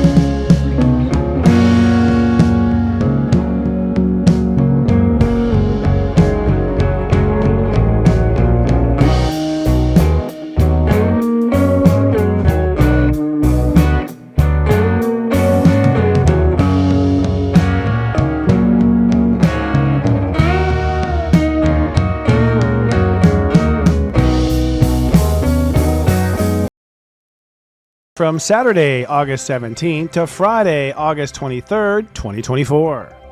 Over the weekend, we are summarizing the Leo season. You're going to pray and commit and devote yourself to a direction your heart wants to manifest. We call this the golden egg. And all of this is in preparation for a full moon on Monday. Let's drill down. On Saturn Day, it's sunny and cool. Step 25 indicates Neptune is ruling the day. You are connected to higher self, and the key phrase is, I love God. What you're creating is a new vibrational foundation for yourself to manifest your heart's desire, and this foundation includes self-compassion. On Sunday, it's sunny and you're feeling rather detached. Step 26 means Saturn rules the day. You'll get the feeling it's time to get to business. The key phrase is, I love devotion, and you are reframing your heart's desires. And to help you with this, the planets are chiming in. Mercury squares Uranus to reconcile the vision with the practicality. Vesta squares Uranus to reconcile the faith with the practicality. The Sun conjoins Mercury retrograde for Cazimi, where the heart and mind both come together and rally around the goal. And Venus squares Jupiter just before midnight, reconciling the mechanics of how to get it done with the ideas that are involved. Then moving ahead to the 5-day weekday forecast. Over the course of the week, it starts off with a full moon in Aquarius that launches your personal dreams to come true. Then by the end of the week, the sun moves into Virgo, where things get real. On Monday, it's sunny and hot. Steps 26 rules the day, but it moves to 27 very quickly. This is a Saturn-Mars connection. It's the full moon in Aquarius on this day, and on this day, the key phrase is, I love metamorphosis. You are releasing with this full moon your old social attachments or social belongings, and you are now moving forward where you do belong in the world or in your society. Venus opposes Saturn, so there's a reconciliation or a back and forth between the practical details and the mechanics and the spiritual involved. The Sun squares Uranus in Taurus, which means this metamorphosis must also go in line with your golden egg and what you intend to manifest. And even Jupiter squares Saturn, which indicates new decisions must be made both in the mind and with karma direction. This one day may be very intense and end up in a turnaround event or a turn of events. Then on Tuesday, it's sunny and karmic. The day starts off with step 27, Mars ruling the day, but then shifts into step 28 with Earth ruling. This is an I love luxury point of view. That's our key phrase, because we are manifesting this shift and we are feeling the luxury of our potential. The Sun conjoins Vesta, which means heart and faith come together. Mercury squares Pallas, which means the mind reconciles with the things that must change in order to get this done. And with the moon in Pisces, this may be all feeling too familiar or like a fish out of water. Moving on to Hump Day, Wednesday, it's sunny and faithful. Step 28 means the Earth rules the day, but then it shifts to step 29 when Chiron takes over. You are in essence trying to manifest and love the completion of this story and of this goal. But as soon as the sun goes to 29, you're going to shift to making this shift happen. That means the day ends a little anxious with some tests to whether or not you feel you can pull this off. With the moon shifting into Aries, you may be very impatient. On Thursday, it's cloudy and humid. This is the shift show on this Thursday because Chiron rules the day. Step 29 Leo is the ruling energy. With the moon in Aries, the 9 and the 29 is amplified twice as much. So this is a day where the key phrase is, I love pushing limits. Be careful of others pushing yours.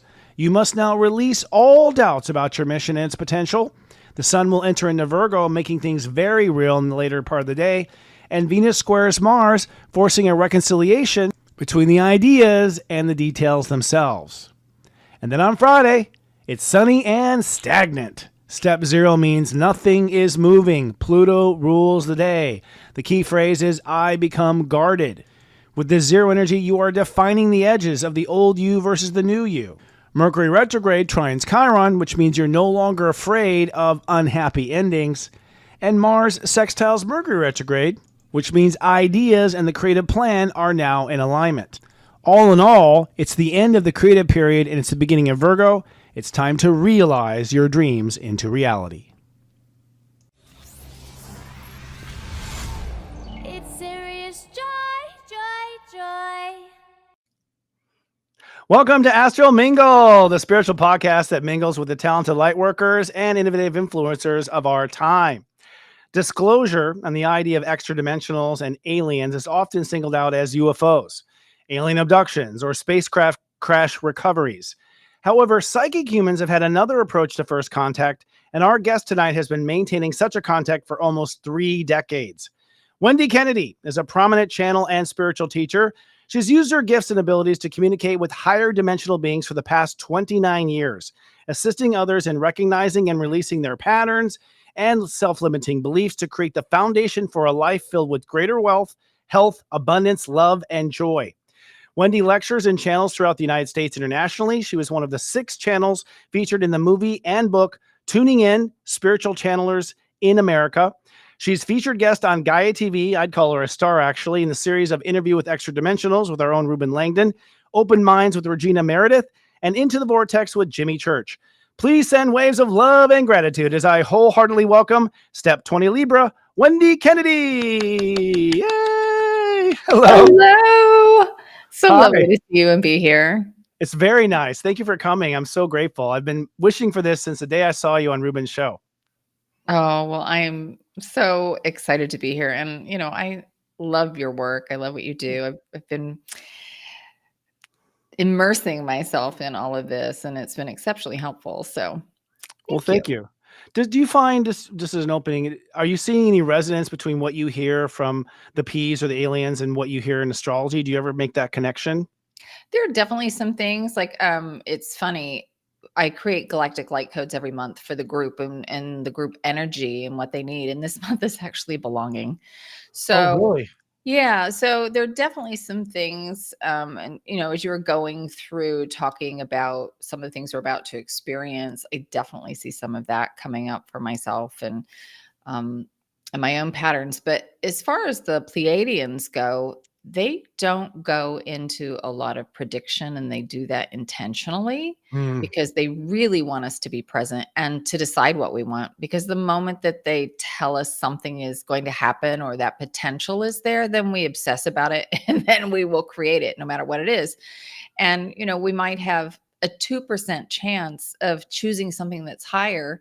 And if they tell us that the majority of the energy is guiding us towards, maybe something that's not quite that high, then we almost miss out on that opportunity to rise to that 2% because, they've said, oh, this is coming. And so we think that must be it. And so we'll kind of shut down to that. So they've always been a bit cautious about predictions, and rather they want to empower us to decide what we want.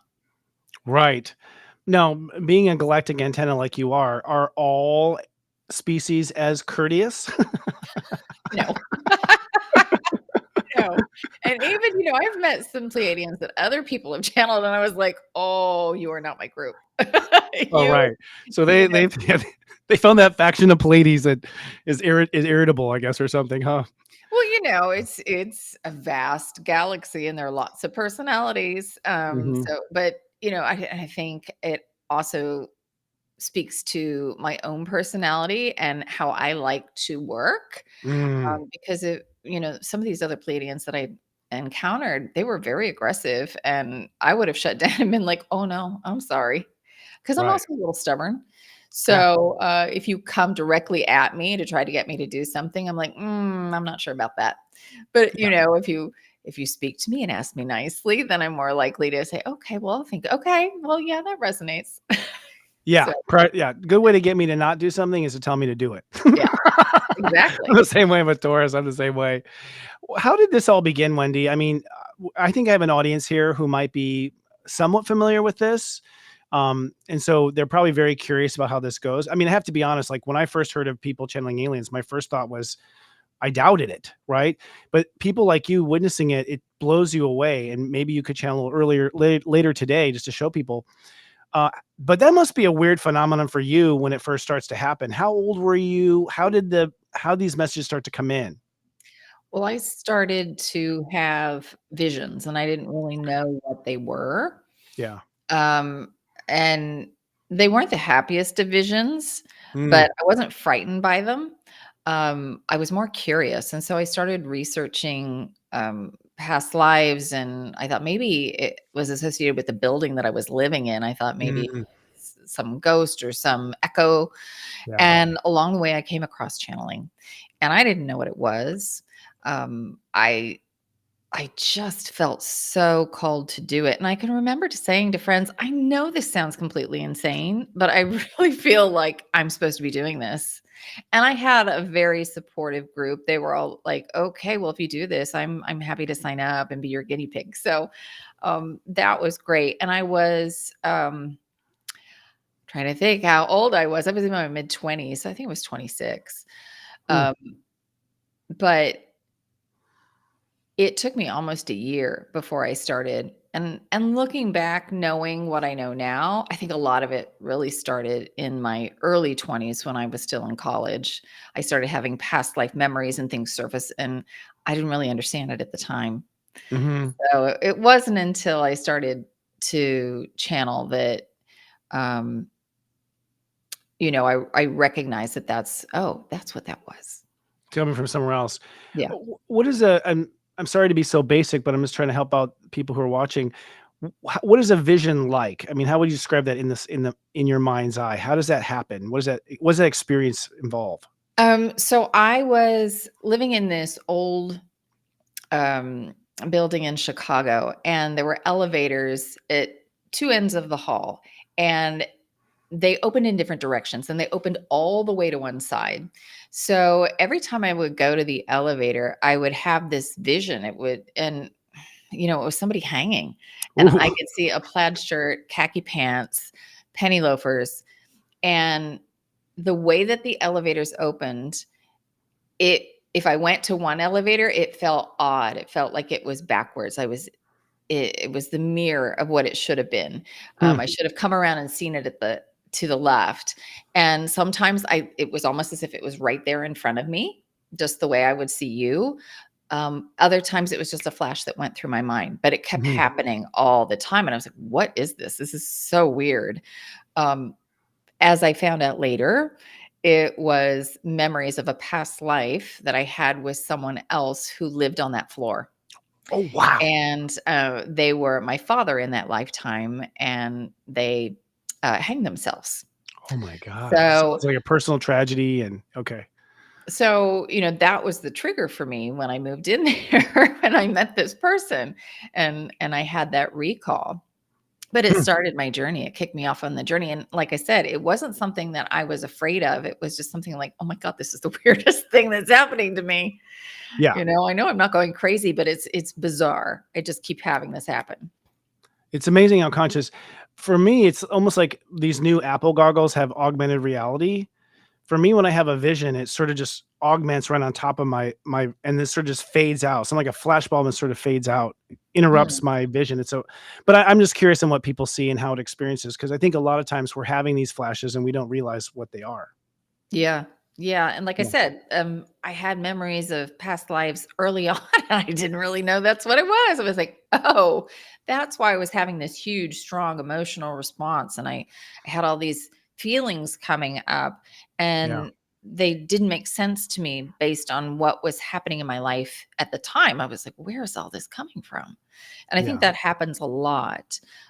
The guides will talk about it in terms of, we have that frequency running in our own energetic field. And then all of our memories of other lifetimes, of genetic line memories, things that our ancestors have experienced, it's all stored in our energetic field. And if you think about it like tuning forks, if you have a room full of tuning forks and you strike the note of A, every other tuning fork that is an A is going to start to vibrate and intensify.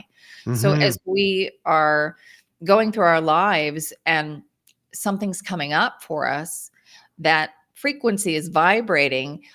Every other record in our field that we're holding Mm. on to that is of that same resonance begins to vibrate. So it gets louder. So that's why sometimes when we have an experience, we're like, why was I so upset about that? Logically Right. looking at it on a scale of 1 to 10, it should have been a 2, but I was up at an 8. It's because that energy is there and present. It might look different in that past life or that even that future life. It Yeah. might look different on the surface, but the base frequency is the same. And the Mm, way that we process that is by dealing with that energy here and now. We can't right. really change that other lifetime. All we can deal with is here and now. And the reason we have that perspective of that other life is just that, to give us a slightly different perspective. And sometimes when we can look at something in a way that we're not invested in the Right. life, Yeah. and maybe in a slightly different way, maybe you're having an issue in your romantic relationship, but in that lifetime it was with a boss or a neighbor, and you can come at it from a different way. It gives you some perspective so that you can let go of your judgment and whatever you're attached to here and now. That's a really good point, the different perspective, because he wasn't your father this lifetime. And you didn't have to live in that building if you didn't want to. So Yeah. you had some freedom. You could use the other elevator too. So I see that. It gives you that flash. Never really considered that, but it's true. I also feel like we didn't emotionally cope with it correctly the first time, leaving emotional resonance. And speaking to the idea that those feelings come up. That's a really strong indicator that's past life, when you have unrequested, irrational emotion Yeah. to the situation. You're Yeah. just freaking out that the elevator's late. Yeah. Where is it? Yeah, Ding totally. ding, past life. Yeah. Yeah, totally. Ring you. And that's pretty young. I mean, that's pretty young. Most of my clients don't start past life stuff until their 30s after their Saturn return. So perhaps something you did even in past life, had access. My guess is if you came about in the 20s, you had been a mystic in a past life as well. Yeah, I've had memories of different lifetimes where I've done that kind of thing. And it's interesting. It's rare that I have the opportunity to go to events with other channels. Yeah. And I was doing an event, and each one of us, when we were talking about when we started, it was around 26, 27. So it Wow. seems a very common age for Huh. people who start channeling. Start channeling. Yeah, Mhm. totally. Yeah. And so you started channeling first with written, is that correct? If I remember your story? I did, Yeah. because I was trying to channel verbally. I mean, I got some books on, how to channel, and I had one book that just had a very simple meditation, and it was the most powerful thing for me because when I would try to do the meditation, my eyes would flutter and Mm, water. I'd have tingles. And then I would try to channel verbally, and it just wouldn't happen. And I did a lot of work on myself. Over the course of about 9 months, I was studying meditation and, um, doing movement stuff, yoga. And I sat down one day to try again. And I knew I was supposed to be doing it with pen and paper. And, people ask, what does that feel like? So if you've ever kind of played with a Ouija board, and mm, things have moved, and you're like, it's not me doing it, and you're thinking, well, is somebody else doing it? It's just you right. and the pen, and it's not all you. There's extra energy that kind of comes through and moves the pen. And I did that for probably about another 9 months. Hmm, And I was hearing everything in my head well in advance. And they said, mm, it's time to put down the pen and just speak. And so mm. when I did that, that's when the Ninth Dimensional Pleiadian Collective came in. And they're the group that I work with publicly, first and foremost. And they were waiting until I channeled verbally because they work with tone and sound. So Mm. I still channel for myself through automatic writing because it helps ground the information. Yeah, Because otherwise I'll lose it pretty quickly. right. Or react. Yeah. You'll be pregnant. What? You know. When ninth dimensional. So tell us about the Palladians and their relationship to Earth. It seems like we're sort of their special project, from what I understand. I mean, just from all the different channels, they go way back in our history, do they not? They do. Well, they say there are progenitors. So they say there are 5 seed races. And, the Pleiades is one of them. And so they're Okay. here to help us, to kind of usher us into being stewards. They're helping Mm, us to remember our records. And this mm, specific group that I work with, they don't have physical form. They're beings of light. And rather than incarnating to a planetary body the way that we do, they actually align with a stellar body. So they align with the blueprint or the mission of Alcyone or Alcyon in the mm. Pleiades star system. So If you don't know where that is, if you look up in the night sky during the uh, you can see it. I think it's easier in the winter. Mm. If you look up, you can see kind of a hazy cluster just off of Orion's belt. Hmm. And it's an open cluster. They tell me of about 750 stars. That's how Wow. they define their system. Wow. But um, this is the central sun for the Pleiades. Alcyone is. So our sun is a library, a repository of knowledge for our solar system. And Okay. then all the systems within our galaxy share their records with Alcyone. So they're there to kind of monitor the records. They call themselves keepers of frequency, keepers of time, just making sure that the records are available, and that, especially when you talk about time and time jumping, that they're preserved, because it is Mm. possible to kind of damage some of those when Mm. beings start playing with time. Mm. Yeah, we might have some of that here. I can't remember what it's called. The Mandala effect. Yeah. It's kind of Well, similar type of thing there are a happen. couple of Different, but things. With that, they say that's often you moving to a new reality. So they talk a lot about the construct of time and how we think about it and how we structure our reality, which I can certainly get into because I think it's kind of fascinating. me too. So, and they're very specific with the geometry and the way that they represent it. So if you can imagine a massive sphere, and on the surface of that sphere are infinite dots. And Mm. every dot represents a now moment. And Mm. every now moment, if you can think of that as another tiny little sphere, Mm. underneath that is a big triangle. That is the collective frequency. So the things that collectively we say happen. So we had World War I, we had World War II, and it played out this way. And now we have this going on. And then you have your personal history, the story that you're telling yourself about what happened right now, because that changes as your perception changes. Because if we really went back to that moment where we had an experience and we looked at it from an objective standpoint, we would probably see that what happened wasn't really what happened. We just Right. took a particular story to suit our needs and our exploration of frequency. Mm. So we have our story, we have the collective story, and that creates a base frequency for this now moment. So we move from now moment to now moment to now moment, and we can move anywhere on this giant sphere. Frequencies on the other side of the sphere are going to be vastly different than this side, and we Okay. can go there. We can jump to a different frequency, but that requires our consciousness to radically shift often. And it Mm. does happen. And that's what they say is a miracle. When people go into spontaneous remissions, they have radically altered the base frequency that they're standing on. So we're constantly moving from now moment to now moment. And we string them together to give ourselves the illusion of a timeline. And they say a Mm. timeline doesn't really exist. So when you Mm. talk about something like a mandala effect, or uh, what's happening is that we were on a different timeline where that was the base frequency reality, but now we've moved to another one, Mm. and we've chosen to be here on the one that we're on so that we can have the greatest soul growth and to be of the greatest service. And the Fruit of the Loom logo changes. Yeah.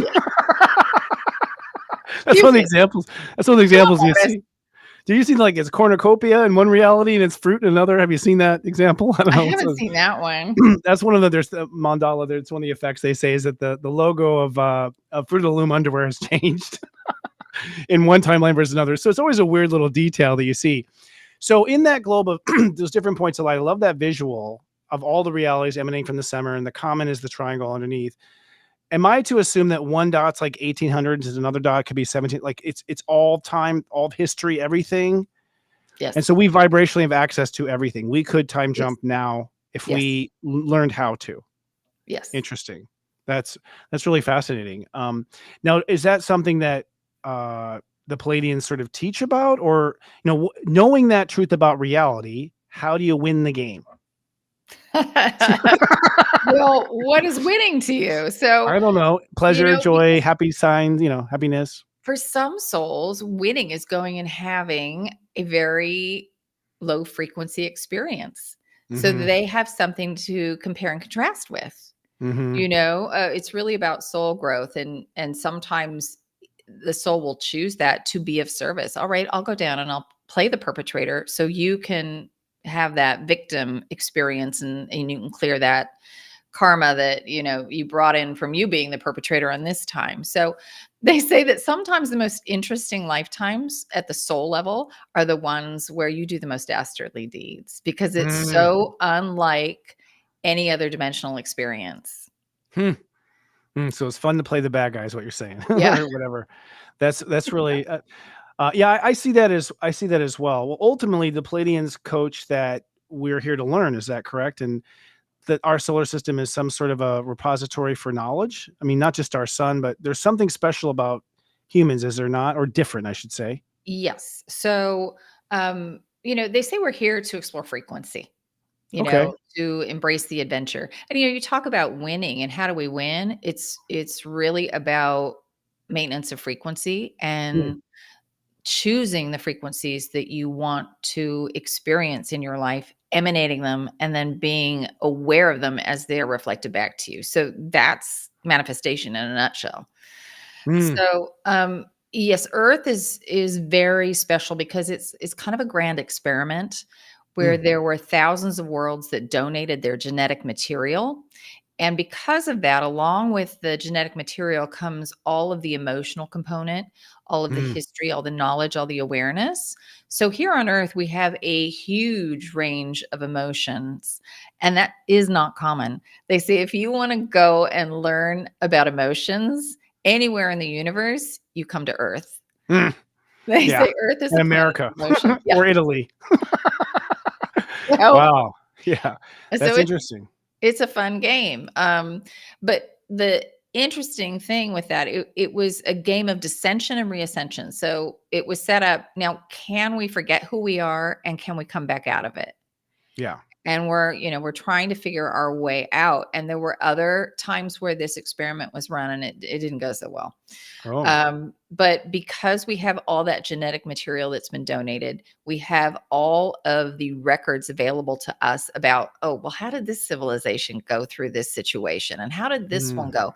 And why don't we try to put this with this? It's like they describe it like having 10 Legos to play with. What can you build with 10 Legos? And what can mm, you build with 100,000 Legos? So there are mm, lots of options and lots of different ways to find a solution. And that's unique here, but also because we've got this huge range mm, and we've all experienced the spectrum of it. The mask might look different, the way that we express it in form, but we've all gone through the emotion of it. And they say because of that, we're able to tap into a level of compassion that's unmatched in the universe because really? we've been where it is so hard. We know what that sense of disconnection and loss feels like in a way that they can kind of conceptualize it and understand it, but here we believe it so intensely that it allows us to tap into those deeper levels of compassion. They say it's a wider bandwidth of compassion. And as we go through this ascension process, as we shift, we move frequencies from the third, fourth into fifth. Um, when we move across that dimensional barrier, it creates a ripple effect through the entire universe. It Mm, changes the universal game. wow. And eventually, several thousands of years from now, as we go through this developmental process, we'll become stewards ourselves. So they That's say it's fascinating. Over very whom? special. Would it be over like AI that we create here, like our own alternative life? Is that a possibility? It seems like we're almost trying to create life with the tools we have.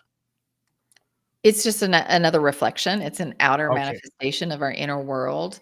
But there are some of that is karmic, that we're also cleaning up some karma from the Lyran Wars, Okay. because this played out in Lyra where there were beings who were there was AI that was created and generated, but it was so sophisticated that souls thought, well, won't this be interesting if we could go down and you know incarnate, if you will, into this being? And so they did.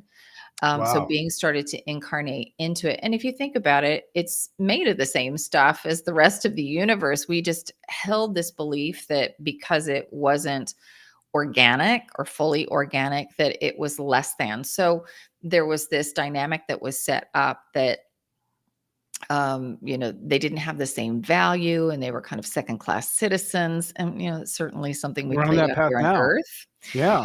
And so some of those, there were wars fought in the Lyran system, and some of those beings went to Andromeda, and where it's our sister galaxy, and there's a slightly different setup for that galaxy. There's a different expectation in that.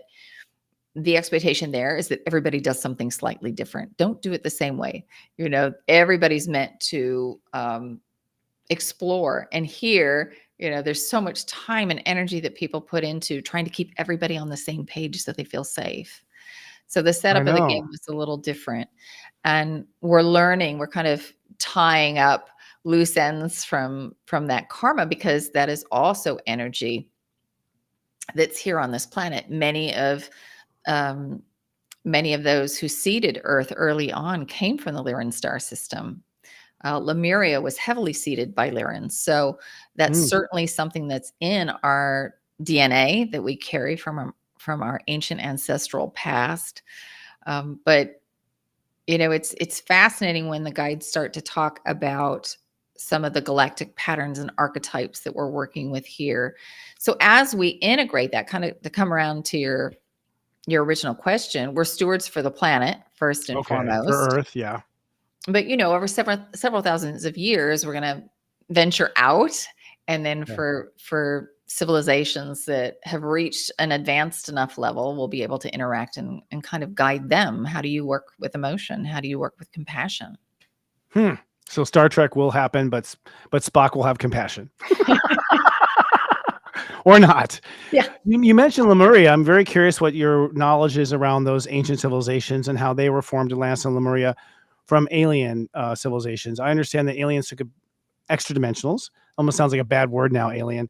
Um, they took a special interest in fostering the beginning of humanity. Do you know some of our roots in that regard? I know it's probably a long story, but Yeah, they've talked about it. I probably know more about Atlantis than I do about Lemuria. And it wasn't until I went to the Lemurian Life Expo where we were able to connect that I got more information.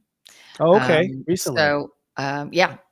And it was funny because I asked for it early on and they were not giving it up. They forced me to be in the moment and to allow some of that information to come through. And it was fascinating. But what they've said, there were several versions of each of those civilizations of Lemuria and Atlantis. There were rises and falls. So what we think of in terms of Lemuria was the first, because beings started out in higher dimensions and then descended. They came down into density, and then Atlantis came after that. Okay.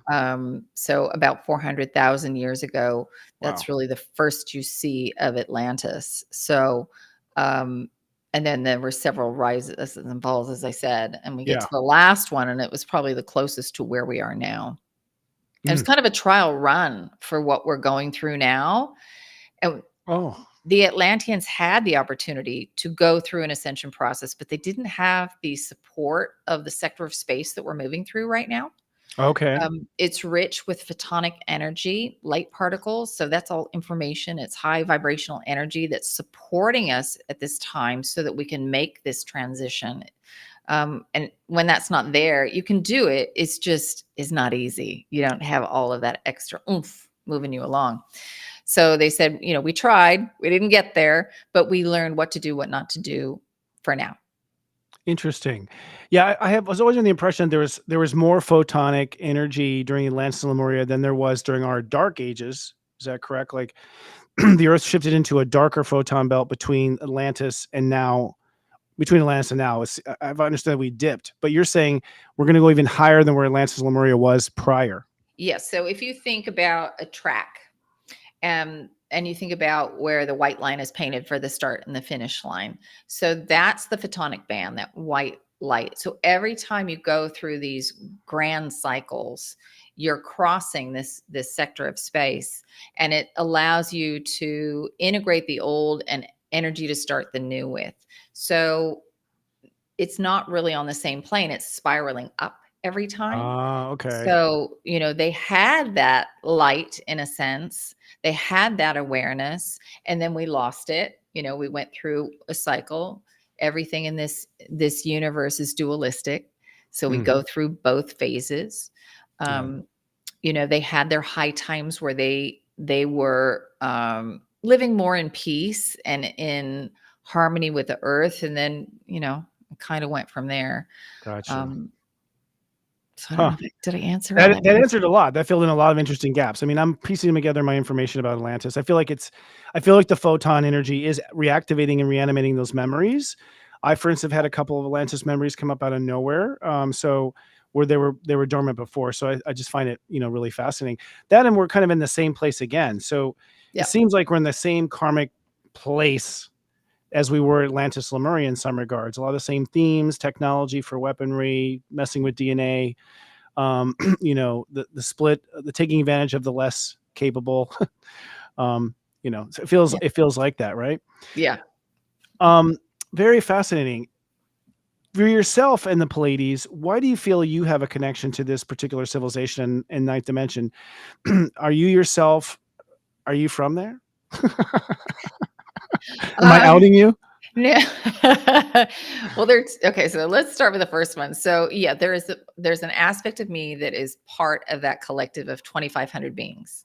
Okay, So, so you're there right now in time space, yes. hanging out. Wow, cool. So a higher version of me is up there working. So I agreed. I contracted. I said, okay, I'll bring your information through. So that was pre-birth. And then in terms of am I from the Pleiades, I probably have a slightly different perspective because of the guides. Mm, Um, and this is because they want you not to limit yourself to mm, say, I'm Syrian, I'm Pleiadian, I'm Arcturan. They're mhm, like, no, you're a divine being of light. You are source. So you mm, are always first and foremost source. And they really want us to align with that and to see that. right. So they say there are different points in your life where you might feel like, oh my gosh, I feel like I'm really aligned with the Pleiadians. And that's because you're working on integrating the archetypal patterns from that system. And then, Mm, 2 or 3 years later, you all of a sudden might feel aligned with Sirius and start right. working with beings from Sirius Mhm, or the archetypal patterns from that system. And people who are aligned with the Pleiades tend to be teachers, they tend to be healers, communicators.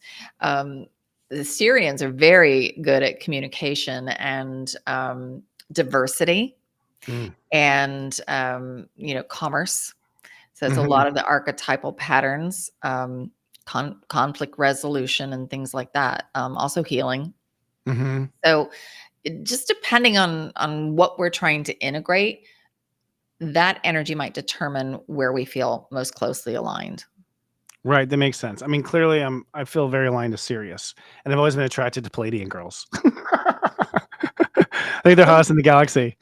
so what is that about Sirius that you're drawn to? Well, for one, I mean, I've had some experiences. I ended up naming my brand Sirius Story as a result of it, but really, I was, uh, to me, there's something about developing humans. So I just feel like I have this galactic mission to help humans develop. I feel like I was there prior, but I don't know if I'm necessarily from there. It's like we're all energetic tourists, really. And I think I spent a lot of time in that system, learning that system. I don't know if we get caught in that system, but it seems like if you start, you have to finish. Is what I intuitively get. Like you can't just dip in and not come back. Is what I feel. Do you feel that? I mean, what do you pick up on that Well, regard? that's kind of a linear perception. Perspective. Okay. So you can go anywhere you want. Your consciousness can go anywhere it wants. It doesn't have to incarnate in a linear progression. It can go to 4,000 years in the future and then 3,000 years in the past. It can go That's amazing. wherever the vibrational setup is for the lessons that the soul wants to learn. Okay. So, um, this is again one of the things that the guides really talk about because they want to break us out of that perception of linear perceived reality. Right. So you really can do anything that you want, but souls will tend to stick with it, Mm. to explore, but you're not stuck doing that. You can go anywhere that you want. You can project yourself anywhere you want, and are probably doing it at the same time, because the Yeah, higher you go in dimension, it's all happening in the now. simultaneously. So is that then a myth that we're tied to Earth karmically? In some ways, yes. In some ways, like I was saying, the soul wants to play it out to a resolution till it's experienced mastery of the frequency. So, Okay. in that way, they will kind of explore that and stay with it and explore karma. But I don't think karma is really what we think it is. And they talk about that. They say, karma isn't what you think it is. It's just the ripple effect and the way that we experience reality. Once we cross the dimensional barrier, they say, once you go through the death cycle, what will happen for some souls is all that energy, as it's rippled out as you've gone through life, it's kind of held from you. You don't necessarily feel all that until you cross the dimensional barrier, where you're again one with all that is, and then you feel the ramifications of what your actions are. So Oh, for some uh-oh. people, they get lost in that, and that's what they call purgatory. When you Okay. experience hell, it's because you don't transition through that to, you get stuck there. And then oftentimes souls will have to be reconditioned, and healing will have to take place to move them beyond that space to see, oh, this is why we created it. This is what we learned from it. This is what it feels like when I take this kind of action. Oh, that's fascinating. So you may not it may not catch up to you till death. And that will be the idea of purgatory. And I would imagine the ancient whoever wrote the text of purgatory and came up with that had a near death or something to be able to come back and report an experience and turn it into that story. Well, and I think it's also been used as a control mechanism, For sure. you know. But also I think people do experience it when what you put out, you get back. It's the Right. vibration. So yeah, when you're doing some not so kind things, you feel it. It does boomerang back to you. You It just have does. to be in alignment with it. Now, that's part of why we experience time here, because if we were immediately experiencing all of these lower thoughts, we constantly be going through the death cycle.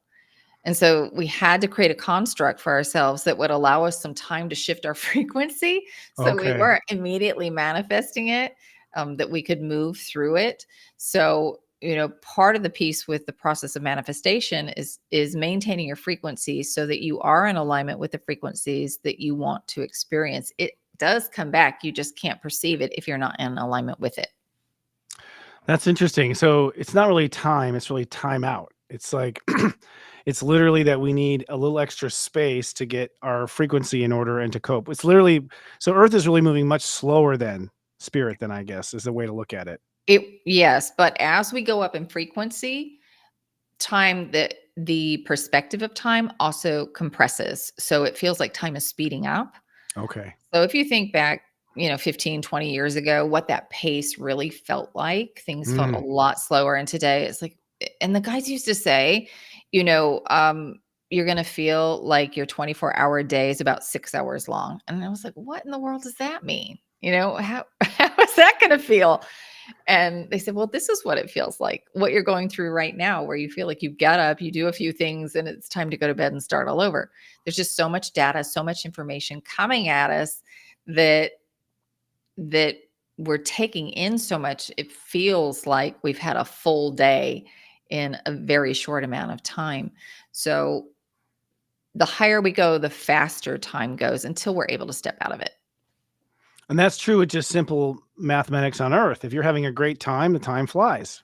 If Yeah. you're high frequency and you're laughing or whatever, it's like where'd the time go? And if you're heavy in the sadness, it feels like it's just crawling. Yeah. So it's almost like time is proportional to data to some degree. It seems like, yeah, that if you're processing more data, you're moving faster in time. Yeah. In some ways, yes. Wow, Yes. that's really interesting. The Yes. metaphysics of so where would according to the Pleiadians, I mean, I know you answer this question every day. So I apologize. I'm sure the P's even got on autoplay at this point. But like this moment on Earth, where we are. It's galactic. It's important. It's generational. It's sort of picking up the Atlantis timeline. How do the P's frame this? I know you mentioned the word frequency wars when I was with you and Ruben.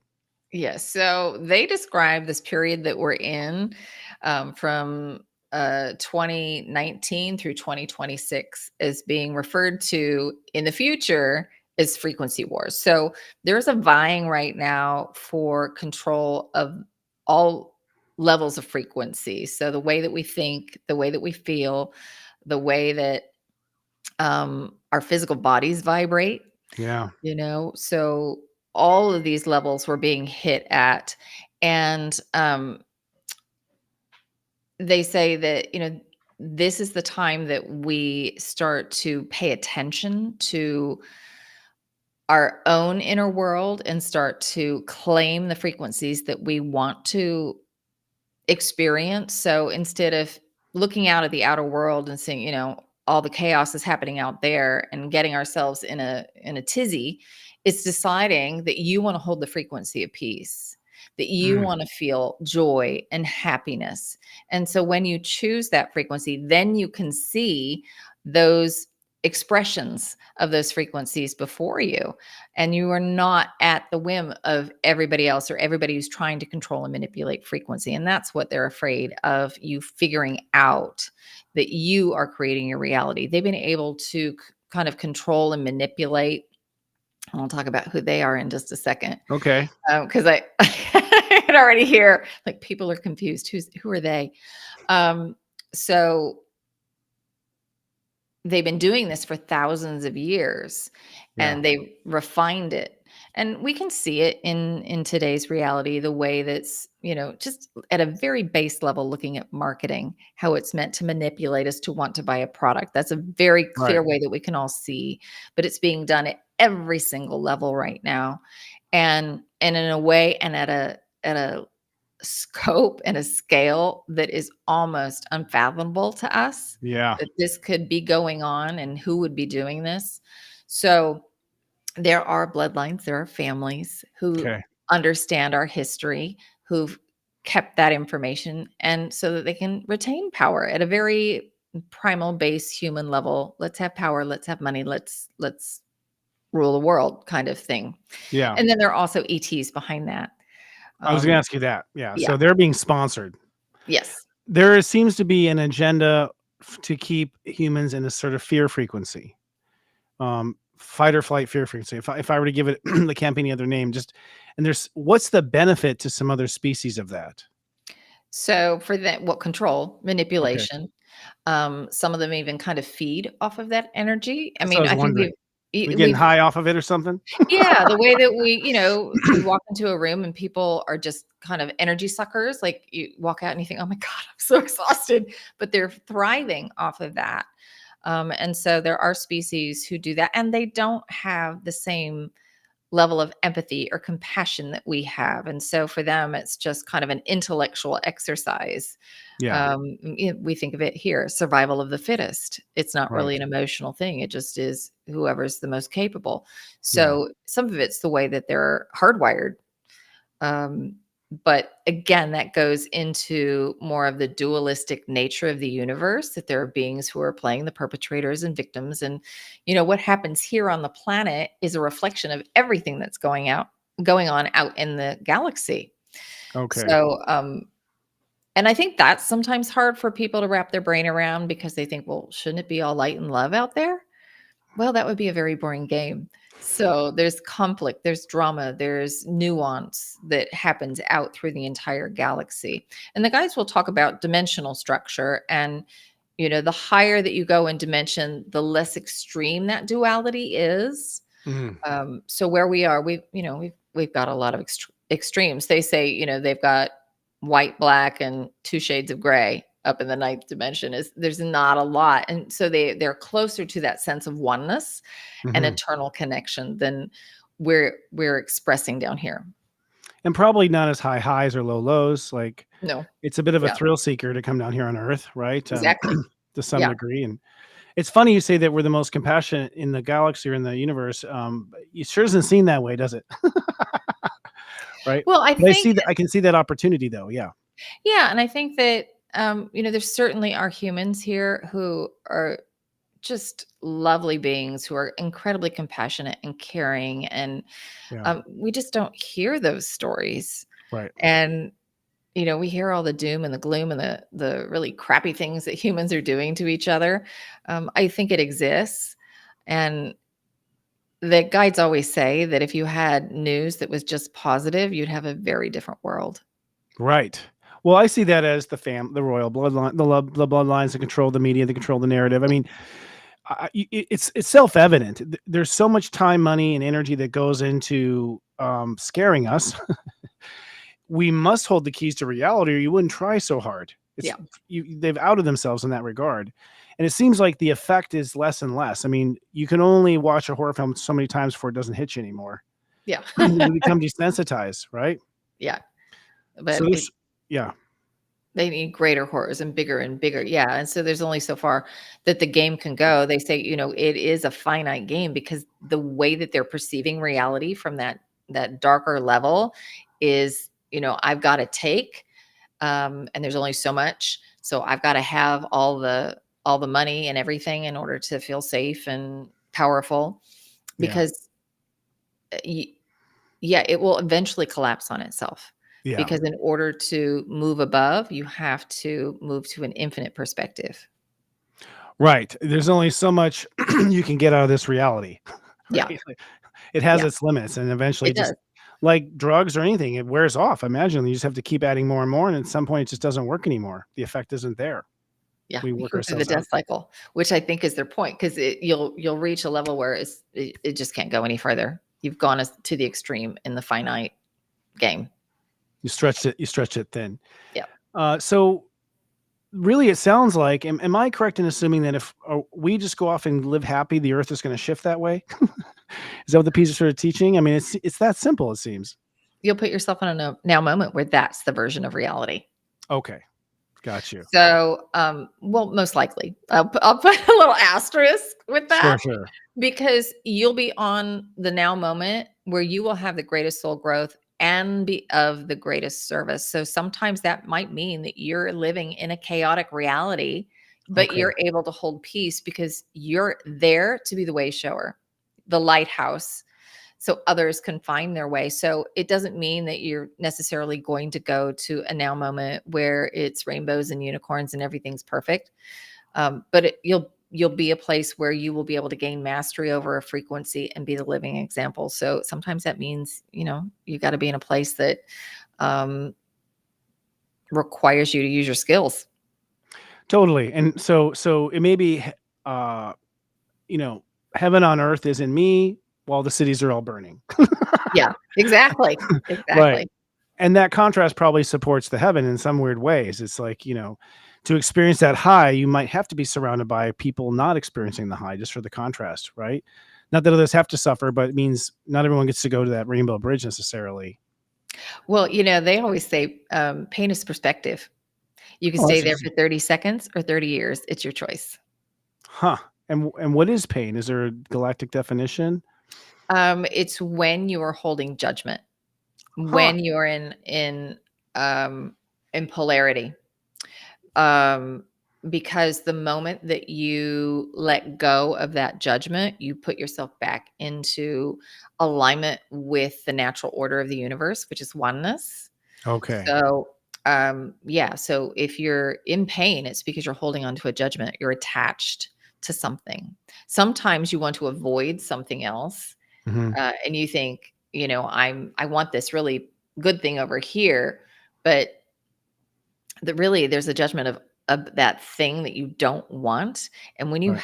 when you're holding that judgment, you'll stay in a loop of manifestation with that thing you don't want until you Okay. let go of your judgment, put yourself back into alignment, and then you can move towards that higher thing. That's interesting. That That makes that sense. explains why in storylines, the evil doers in the stories, they're in pain too. Yeah. Even though they're causing pain, they don't reach a state of joy because there's that same judgment and separation. Plus, you separate from source, from your brother and sisters, so that's got to hurt after a while.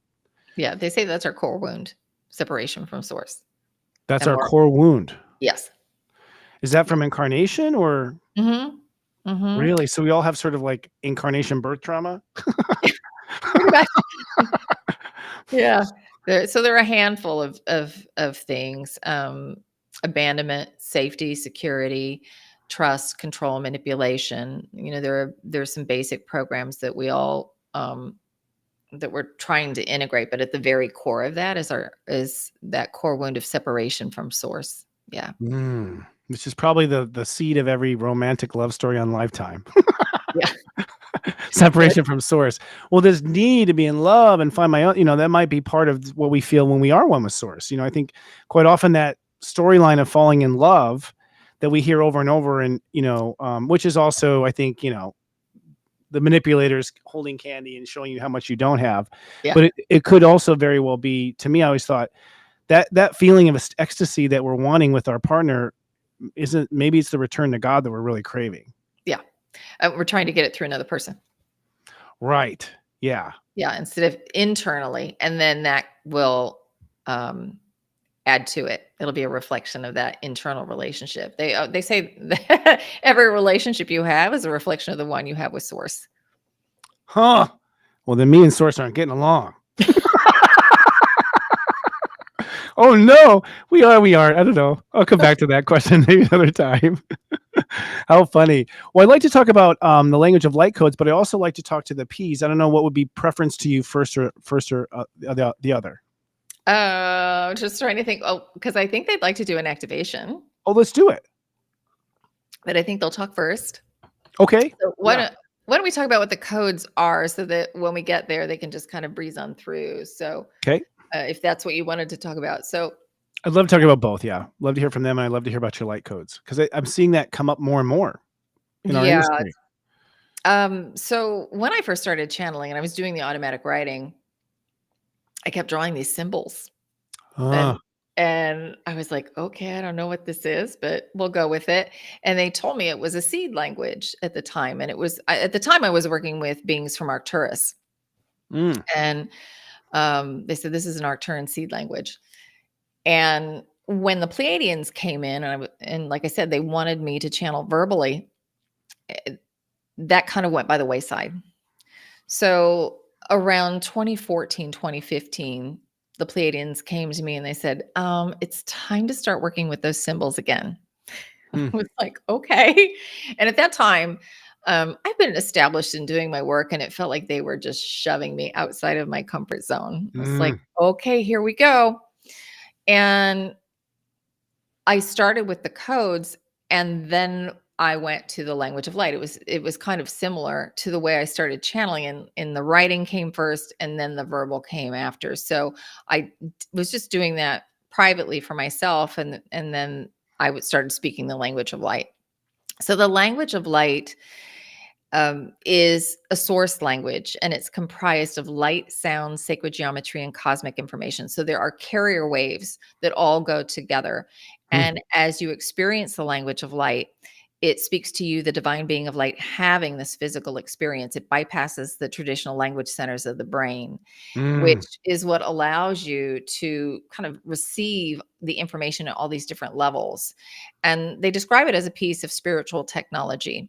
So Mm. what it does is it is a reference point for you. So most of us don't have perfect pitch. And if I asked you to sing the note of C sharp, you couldn't do it. But if I went over to the piano and I played the note, you'd say, okay, that one, I can do that. And you can reproduce it. So that's what the language of light is helping us to do. It's helping us to attune our energy field to that specific frequency. Mm. And when I work, there are lots of different galactic beings who will come in. So when I do the language of light, it shifts, as I'm doing it, because lots of beings are coming in very quickly. The groups will shift. The carrier wave of information is oftentimes their instruction manual, how they walked through the very frequency that we're trying to integrate.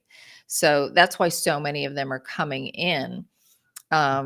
It's much easier to bake a cake if you've got a recipe. If you don't have a recipe, you don't know where to start. It's really hard. So Yeah. they're showing up to be of service in that way. And the symbols are just the written form of the language of light. And it doesn't matter whether you see the symbols or you hear it. Some of us are more auditory, some of us are more visual learners. It gets us to the same place. Mm. Are like crop circles language of light then? Like we're seeing these weird geometries stretched in our crops and things like that? Is that because there's weird symbolism and stuff in there? I mean, I know there's human hoaxes of it. It's complicated. They say it's slightly different. It is an encoding. It is a reminder of geometric messages of your place in the universe, and some of the patterns that are represented throughout the universe that are also represented within our structure. It does activate DNA. It does activate memory. So there are all kinds of things that seeing those geometric patterns, it kind of helps us to do. Okay, they're showing me when you have your astrology chart and you see some of the way that the symbols lays out, and that has meaning to you and how you define it and describe it. So that same positioning happens throughout the universe, and it will trigger memories for you.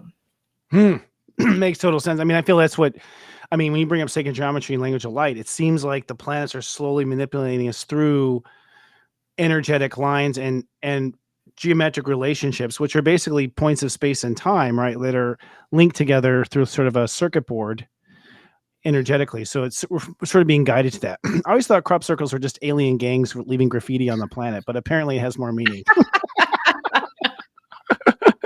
As I thought, we're getting tagged all the time by Mars or something. Let's see what they do with this one. Yeah. Islu was here. So interesting. Yeah. So I mean, I've been in the presence of your activations before.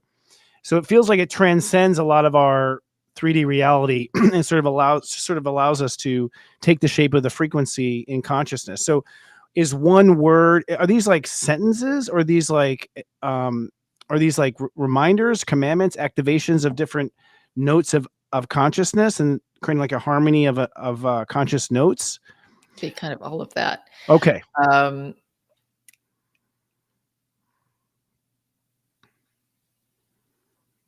They're saying it's a blueprint if you want it. It's a map if you want it. It's a structure. And conscious structure, yeah. Whether it's an attunement or whether it's an activation, it's just kind of semantics. Whether, because all things are already available to us or running. How do I say this? It's all within our field. We just have to kind of light it up. It's there. It's just dormant.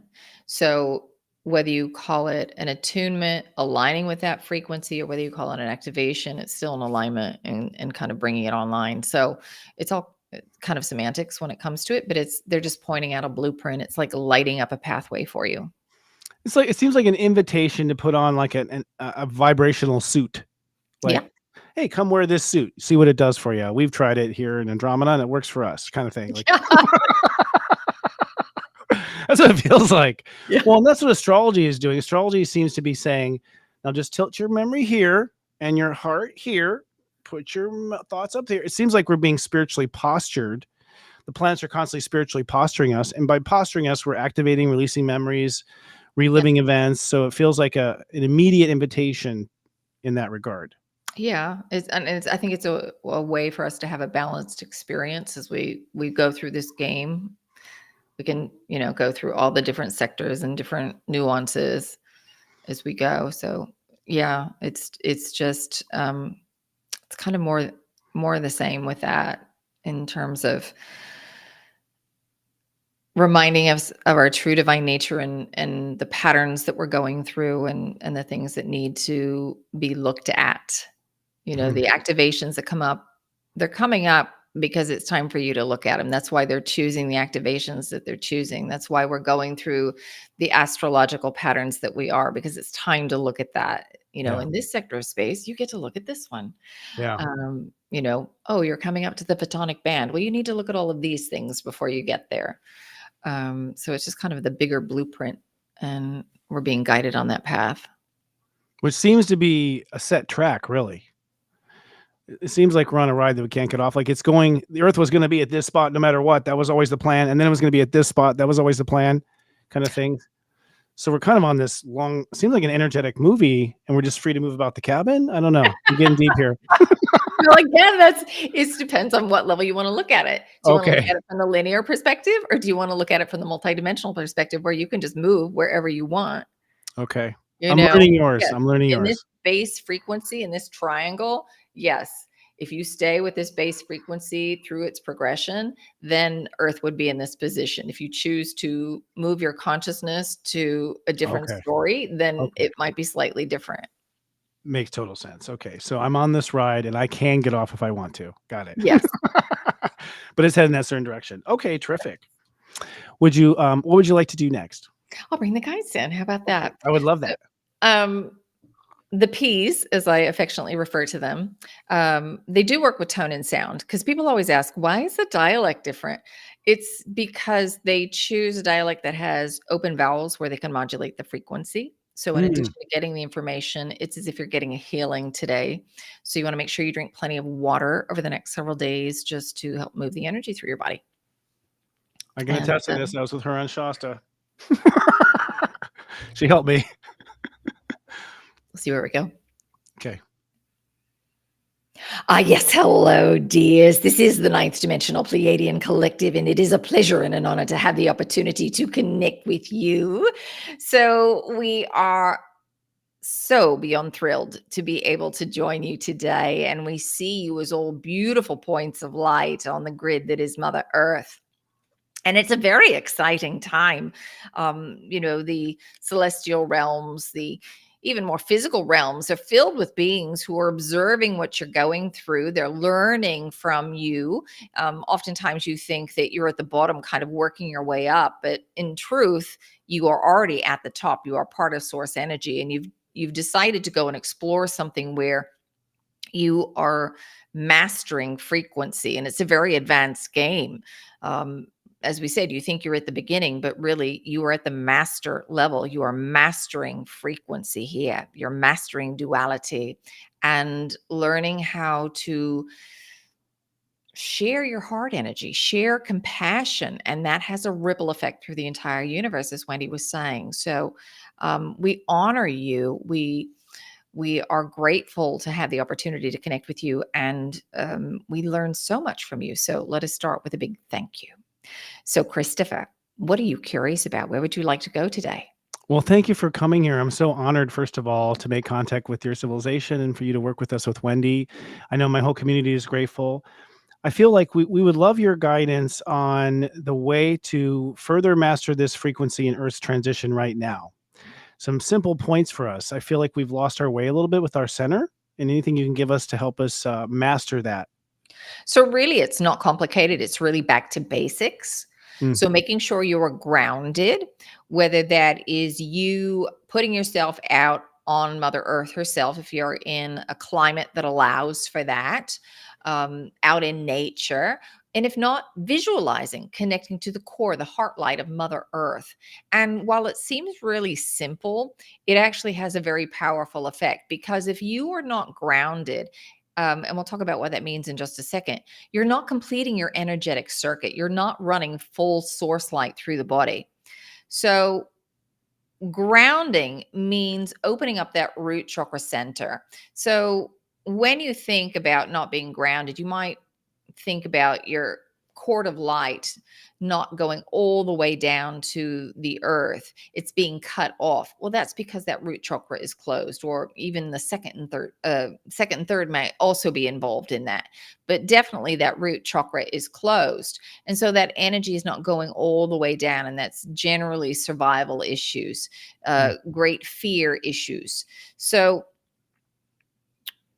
when you are grounded, it affects you energetically, it affects you emotionally, mentally, and physically because you are allowing electrons to come into the body when you are physically getting out on Mother Earth and mm, you're not in synthetic shoes or you're not standing on concrete, but when you are with the earth herself, those electrons can move into the body, and that is what creates less stress in the body at a Mm. physical level, but it also carries with it a reminder of your true connection. Mother Earth creates um, a rhythm, Mm. a, a tempo that you are meant to exist at. She has her own pulse and heartbeat, and your electronics and the current way that you're thinking and experiencing reality is not in balance with that tempo. You're out Mm. of step. And that's what's creating a lot of the disease, a lot of the illnesses that you're seeing, a lot of the stress, a lot of the worry, because you're not connecting with what is there naturally to guide you. So, being grounded is one of the first things we would say, and then the other is being heart centered. Think of something that makes you smile. If you are doing those two things, then you're going to go through the ascension process. It's really that simple. You all want to make it very complicated, but it's really coming back to the basics. If you're heart centered, you're present. If you're present, you're heart centered. If you are present, you cannot be in your fear programs. You cannot be in judgment. When you are in judgment, you cut off half of the flow of source energy because you say, I don't like that thing over there. Well, that thing over there is also part of source energy. And you just said, I don't want to be a part of it. And so Mm. you've shut off that flow of source. So when you release the judgment and you say, all right, well, this thing over there, do I want to keep experiencing it? Maybe not. Do I want to endorse it as a frequency that I think others should go and explore? Maybe not, but it is valid in its expression in the full spectrum of experience. And when you can perceive it from that level, that's when you allow that full force of source to run through you. That's also when you free yourself from that loop of manifestation that you often find yourselves in when you say, well, I keep trying to go over here, but I keep getting more of this thing I don't like. It's because you're still resonating with it. You're trying to push it away, and the universe says, no, we need to back and hold this. And so you'll get the mirror first to see you're judging it so you can let go of that judgment and come back into that full force of source. So go ahead, dear. Well, my question was, given this time here, especially in this country, we have a political election and there's so much judgment going Yes. on right now. Do you have any advice for the human who wants to get rid of the judgment but doesn't know how? Come back to the heart. Okay. Because if you are in the heart center, you cannot be in judgment. If you are present in the moment, you cannot be in judgment. All right. So for So the it candidate you really is don't simple. love, focus on something you do love. Would that be the formula? So if there are people that you don't like, why? What are they triggering you? What Mm. fear program is running within you that is getting activated? And that's where your work starts. Mm. For you to recognize, oh, I don't feel safe. All right. If somebody over there has a different opinion than I have, then I don't feel safe.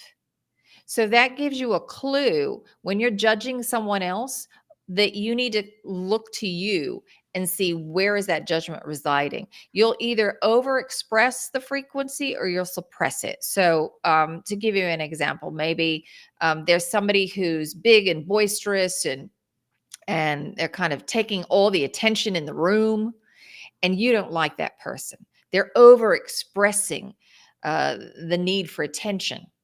All Mm. right.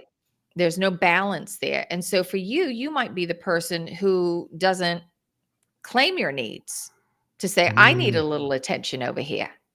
So you're Mm. suppressing the energy. So you're two sides of the same coin. Mm. And so you have to look to see, are you in resonance? Like you don't like that person because they're a mirror for that behavior that you don't like within yourself? Or are you suppressing that energy and you want some of what they're doing? And so you're upset about that. Does that make sense? Makes total sense. Yeah. Basically So, projection. yes. So use what's happening in the political spectrum, what's happening in the external world as a mirror for what's happening within you internally. Because when you get to a place of peace, you'll just observe what's happening in the world without getting your knickers in a twist. All right. You'll just think, oh, well, isn't this interesting what's being created? All right. So I'd like to have some peace and joy in my life today. And so that's where your focus is. But you observe what's happening and you find it interesting, but you aren't traumatized by it. You're not getting emotionally invested in it. The reason you won't get overly emotionally invested in it is because there's some fear program that's running that you say, I'm not going to be safe. I'm not going to be loved. I'm not going to be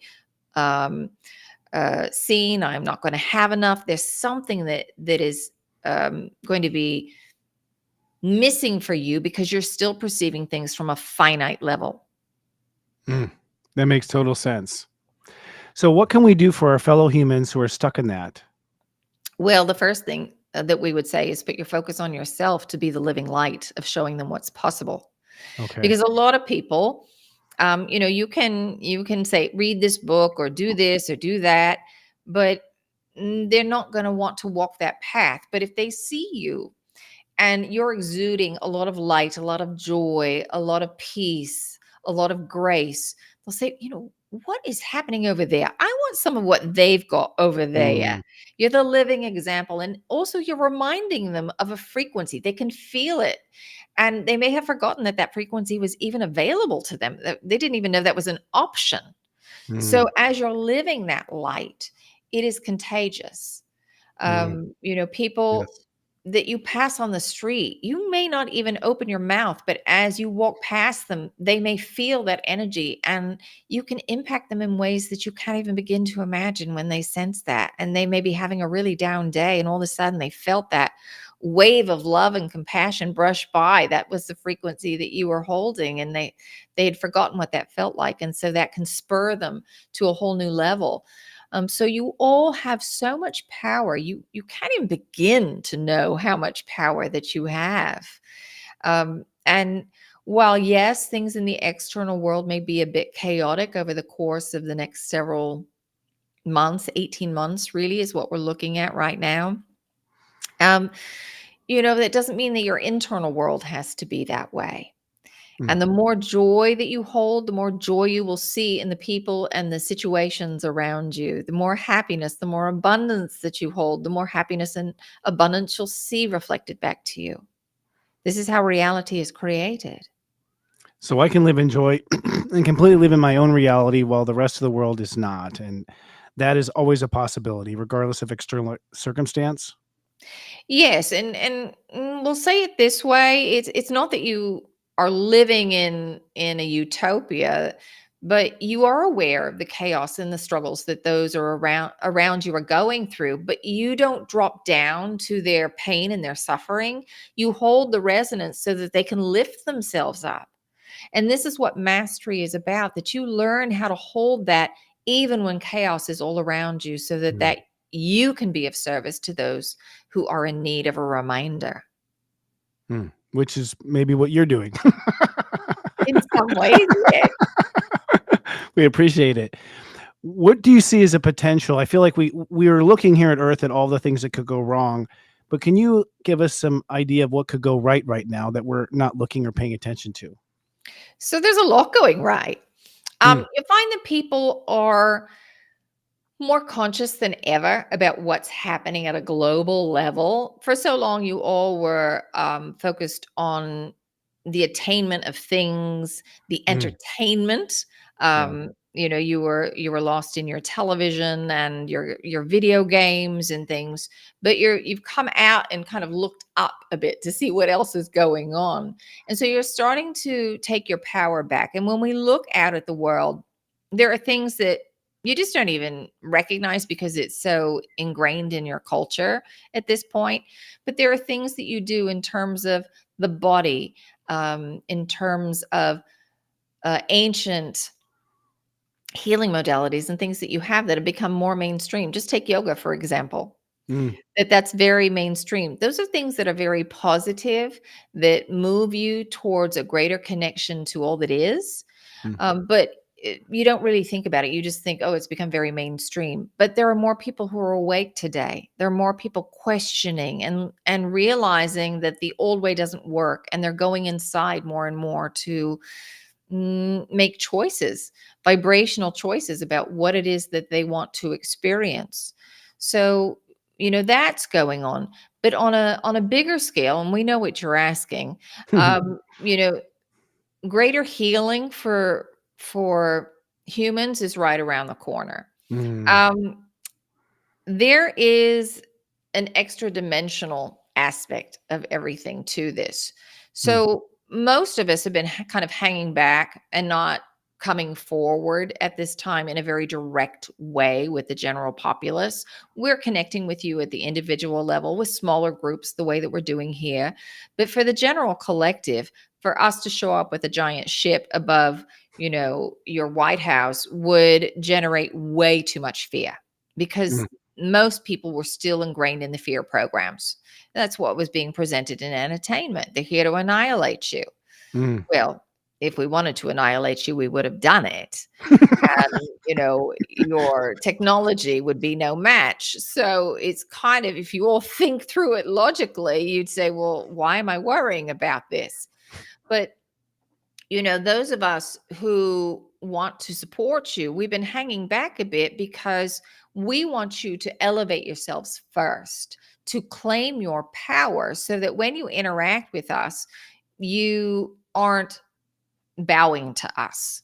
All right. But you're learning that lesson here on Earth at a very human level, that you aren't just abdicating your power to rulers, that you are owning your power. You are taking responsibility for yourselves.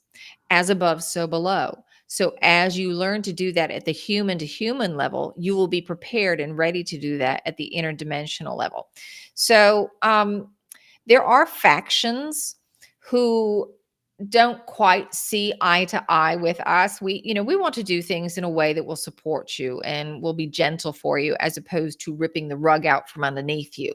There are some who are a bit impatient, who would like to move things along, and are ready to show up. Your governments have been given deadlines as to disclosure. That line keeps moving. The talks and the negotiations keep going on, but we would say definitively by 2026 that will happen. And when that happens, it's a game changer. Yeah. Because the first question you ask is about energy and energy sources. And it gets you off the petty little issues that you create as humans and gets you looking up to the greater world. And so you will feel a greater sense of connection with your fellow humans. It will bond you in a new way. But more importantly, you'll start asking questions about free energy and about healing modalities. There are already vibrational frequency modalities that you have and technology that you have that can heal, we would say probably about 90% of what you all are suffering with right now. That already exists. It's being suppressed, but it already exists. It's vibrational medicine. So there'll be more coming out with vibrational medicine that within the decade you should have. And that will also alter the trajectory of humanity. You're starting to learn how to work in a more unconditional way. Beings always ask us, humans always ask us about the financial system. Will there be a collapse? When will we get rid of money? When you learn how to be unconditional, you will get rid of money, because a barter system is a conditional exchange. So it doesn't matter whether you're using Bitcoin, dollar bills, or, a wagon full of apples that you're trading with someone. It's a conditional exchange. So it isn't until you just share what you have, knowing that you will energetically be supported, it will come from somewhere else, that you will get rid of money altogether, probably about 75 years. But, we don't see a complete and total financial collapse. We don't see the need for that. It might be challenging. You're going through the challenge right now. You've had your inflation, but we don't see that happening for you. It's not needed. The lesson isn't needed. It feels as though we're sort of projecting our past onto our future. So anytime we've grown, it's usually come from a great conflict or a great struggle. And what I feel like I'm hearing you saying is that that's not a necessary tool anymore, should we choose. Is that correct? Correct. So what you're learning how to do is read subtle frequency. That's Okay. what your psychic abilities are. So whether you want to communicate with source, whether you want to read the Akashic records, the records of all that has been and ever will be, you have access to that. Whether you want to channel your guides, your angels, it's just frequency. And so you're learning how to read subtle energy. All right. As you go up in frequency, it's more subtle, it's more refined. Here you're working with gross frequencies. And it's a bit like as a child being taught the alphabet and then being taught how to read. All right. Mm, Once you learn how to read, you can go and read any book you want. mhm. And it's the same thing when you learn how to read subtle energy. Right now, you're learning kind of the alphabet, if you will. You're learning, oh, this is the frequency of frustration. That feels different than anger. That feels different than annoyance. You're learning to read that. And then once you put that all together, then you can start going anywhere you want. You can Hmm. go into the Akashic records and learn about anything that you want. So these subtle frequencies, there's a path to that, I would assume. One is to quiet down oneself. Is there any other tip or trick you could give as far as starting to attune to these subtleties? Is it about slowing down? It's about going in. Okay. So it used to be, you would have to go through years of purification and meditation. And, you think about your monks. And there was a time where that was required because the overall frequency of the planet was much, much lower. The overall Mhm. frequency right now is higher. And so it doesn't require that in the same way because everything is being compressed very quickly as well. And this is why, if you look back 30 years ago, there were a couple dozen people who were out forwardly channeling.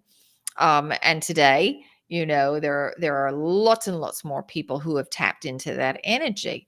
It's just easier. And also, you've had lots of lifetimes where all of you have had psychic abilities, or if you've explored this either on this planet or on another one. Mm. So, the thing that we would say, if you want to develop that, the two things we talked about earlier were the first things: ground, complete your energetic circuit. And the reason we say that's so important when you want to read subtle energy, or to channel, read the Akashic records, work with your guides, those who've crossed over, they're just different frequencies. You just have to turn the dial to the station that you want. But it's so important because if you're not completing your energetic circuit, you're not grounded and aware fully of your reality. So it's a little easier for you to be manipulated. Mm. And we don't say that to elicit fear, but we just want to say it's a possibility. You're learning. Um, and eventually you'll recognize the frequencies that might be trying to connect with you are not of the highest resonance, and all you say is that's lovely, now you can go away, as you choose a higher resonance. It happens all the time, as you start to learn it. And again, we don't say that to scare you, but just to know it's a phase that you may go through. And as you have healthy boundaries here, human to human, you will have them interdimensionally as well. um, and it won't happen. You will just maintain your energy.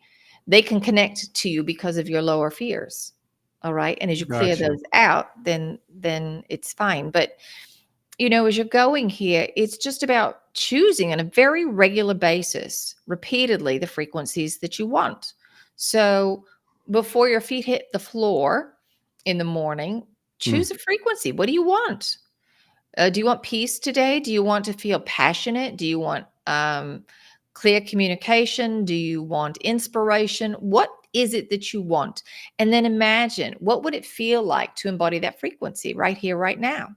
Mhm. You don't have to say, I am that thing. You can say, I wonder what it would feel like to be this thing. Both things are going to put you in resonance with the frequency, which is what you want. As you emanate it out, it will then be reflected back. So we would say start there and then keep coming back to it throughout the day and check Mhm. in. Am I in alignment with that frequency? Oh, no, my boss was really annoying and I'm just kind of stewing in that story. I need to Mhm. recenter myself. So you can imagine clearing out your field. Just imagine washing out with a beautiful white light, all right, until everything runs clear. And then ground, and then heart center yourself. And then imagine again connecting with that frequency that you want. And that entire process of clearing and reconnecting can take all of 10 seconds. It doesn't Mm. have to take a long time. The more you practice, the faster you can get there.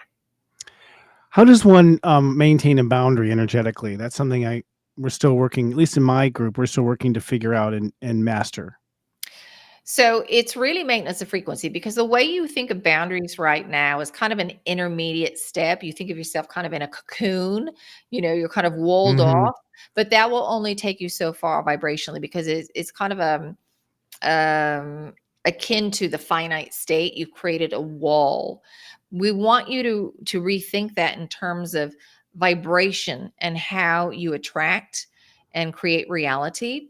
So you're only creating like things. You're only experiencing like things. So if you are vibrating at a high level, something that's of a lower vibrational nature is going to go by. You're not going to interact. So if you're Okay. finding you're having boundary issues, you are somehow in alignment with that person or that situation. And the way that you create the boundary is to look at the judgment that you are holding, all right, that aversion or that attachment to that energy. And when you let go of that judgment, you will put yourself up into a higher resonance and you'll no longer be in alignment with it. Does that make sense? Make total sense. And for the mechanics of letting go of the judgment, it's really sort of like a conscious, I don't care anymore. I mean, it's that simple. It's okay. I'm not going to let it get to me. Although I've spent years hating this class of people, it's over. Yes, but also you can think, how does it serve you? What does it show you? Every Mm, single moment shows you how you are expressing or suppressing your divine light.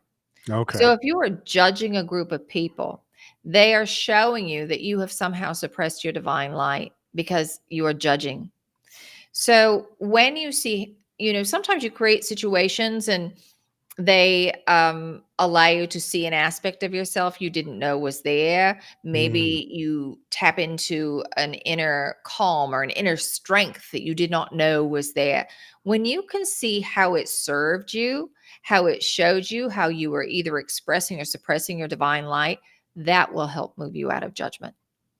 hmm. Because a lot of times you're judging because somehow you're feeling victimized. There is a Okay. part of you that feels victimized. So that will help you.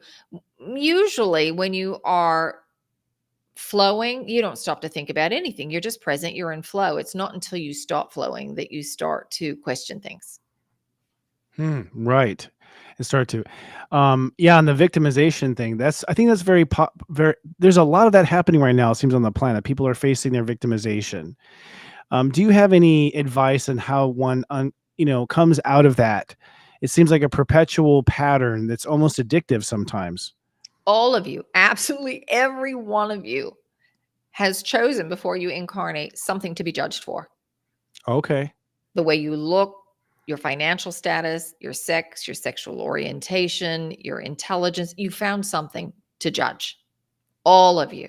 Because Hmm. this is a huge issue in the galaxy. Persecution is the extreme of that judgment.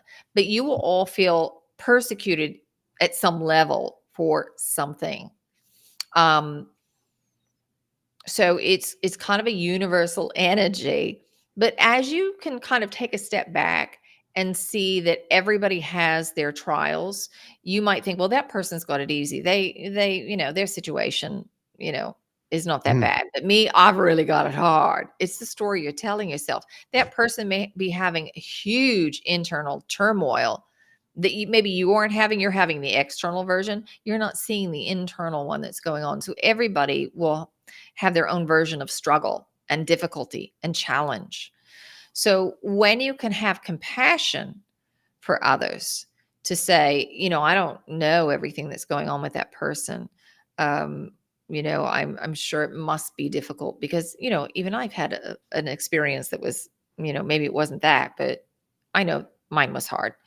That will help so that you can have a bit more compassion for others who are going through a stage. But you've also got to stand in your power. Mm. All right. Because the story of victim will keep you in victim. Hmm. And you have to start saying, all right, well, how did that serve me? Oh, it showed me that there's more light, there's more energy available to me. Now I just have to align with it. And here's the thing about manifestation. So, um, maybe you have an issue about money and you think, I've never had money. I've never had money. I've never had money. And, life's hard. I didn't have a leg up. Maybe that's your story. And so you constantly feel victimized by those who have money, those who are in charge. Mm. So if you can look at the situation and you say, all right, well, I'm playing, I feel victimized because I don't have power, I don't have money, then you can have gratitude for having that experience to see, oh, I've been running that program vibrationally. I don't have Mm. money. What would it feel like to have infinite abundance? And you can start imagining that and start pulsing that out. You have gratitude for that person who is playing the polar opposite, who's the person who's the perpetrator to your victim. Have Mm. gratitude because otherwise you couldn't see it. You don't have that contrast. So they've Mm. been playing the game. So have gratitude for them. And so as you start to hold this new resonance, you don't have to know how that's going to show up physically in your life. You don't have to know the exact actions in this moment. You will have inspirations come as you remain in that heart-centered space of, oh, I need to go, connect with this person. And then you go connect with that person and they have a job that somebody else is looking for an aid, and they say, hey, go connect over here. And so now you get this dream job that allows money to come in. But if you were trying to figure it out with the old ego mind of, oh, I've got to fill out all these resumes and I've got to hit the pavement, it's going to be hard. It's going to be arduous. You're not in flow. So as you start working with frequency, because that is your part in manifestation, working with frequency, not form. As you start Mm. working with that frequency, the universe starts aligning the form to match. Hmm. And as you sustain that frequency, you can see it. Say, oh, that thing over there, that's that frequency I've been holding in my body. It doesn't look anything like I thought it might, but I'm really drawn to it and I'm going to go engage with it. That's Mhm. your part in manifestation. We liken it this way as well. So, think about the gift that you want. It's Mm. in a box and it's wrapped in paper. Well, you all get too obsessed with what the wrapping looks like. And, a conveyor belt of the gift in different packages comes by and you skip the first 49 because you think, oh, they're not wrapped the way that I think they're supposed to be wrapped. Well, the gift inside was exactly what you asked for. All right. You just couldn't see it because you were obsessed with the form. But as you start working with frequency and learning what that subtlety feels like in your body, you will recognize it as it shows up. It will call to you and you will honor that call because you've been practicing and living in that space. And it feels familiar and it feels good because you kept feeling it and wanting it and putting it out. And this is how you create in the new way. This is really important for you all to understand because if you keep going to the old box of what things look for, you're going to stay in the old box. Hmm. You're on the verge of creating things that you cannot even begin to imagine the way that things can be constructed, the way your civilization can look, your cultures, your institutions, they're not going to look like anything you've had in the past. And that's hard for you to imagine. And that's okay right now. You're going to build it based off frequency and the needs that you see arising. But if you keep going to that old box for the visual, you're going to stay in the old box. So that's fascinating. It sounds like form, because I think we are obsessed with form. We're attracted to it. There's certain shapes and forms that our hearts desire, but what we're really desiring is the vibration behind the form, and we've given the power to the form, is what you're Yes. basically. Yes, and we know that, there's so many out there teaching the process of manifestation in terms of visualizing the form, but that's Right. only going to take you so far. The new way of creating is with frequency. So you can think about something and get the visual hit, just don't be attached to it.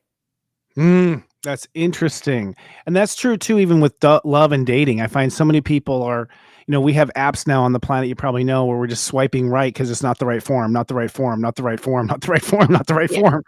And I think so many are unhappy not finding what they want. So what would you recommend to someone who, and you might have just done that, who's attached too much to the form?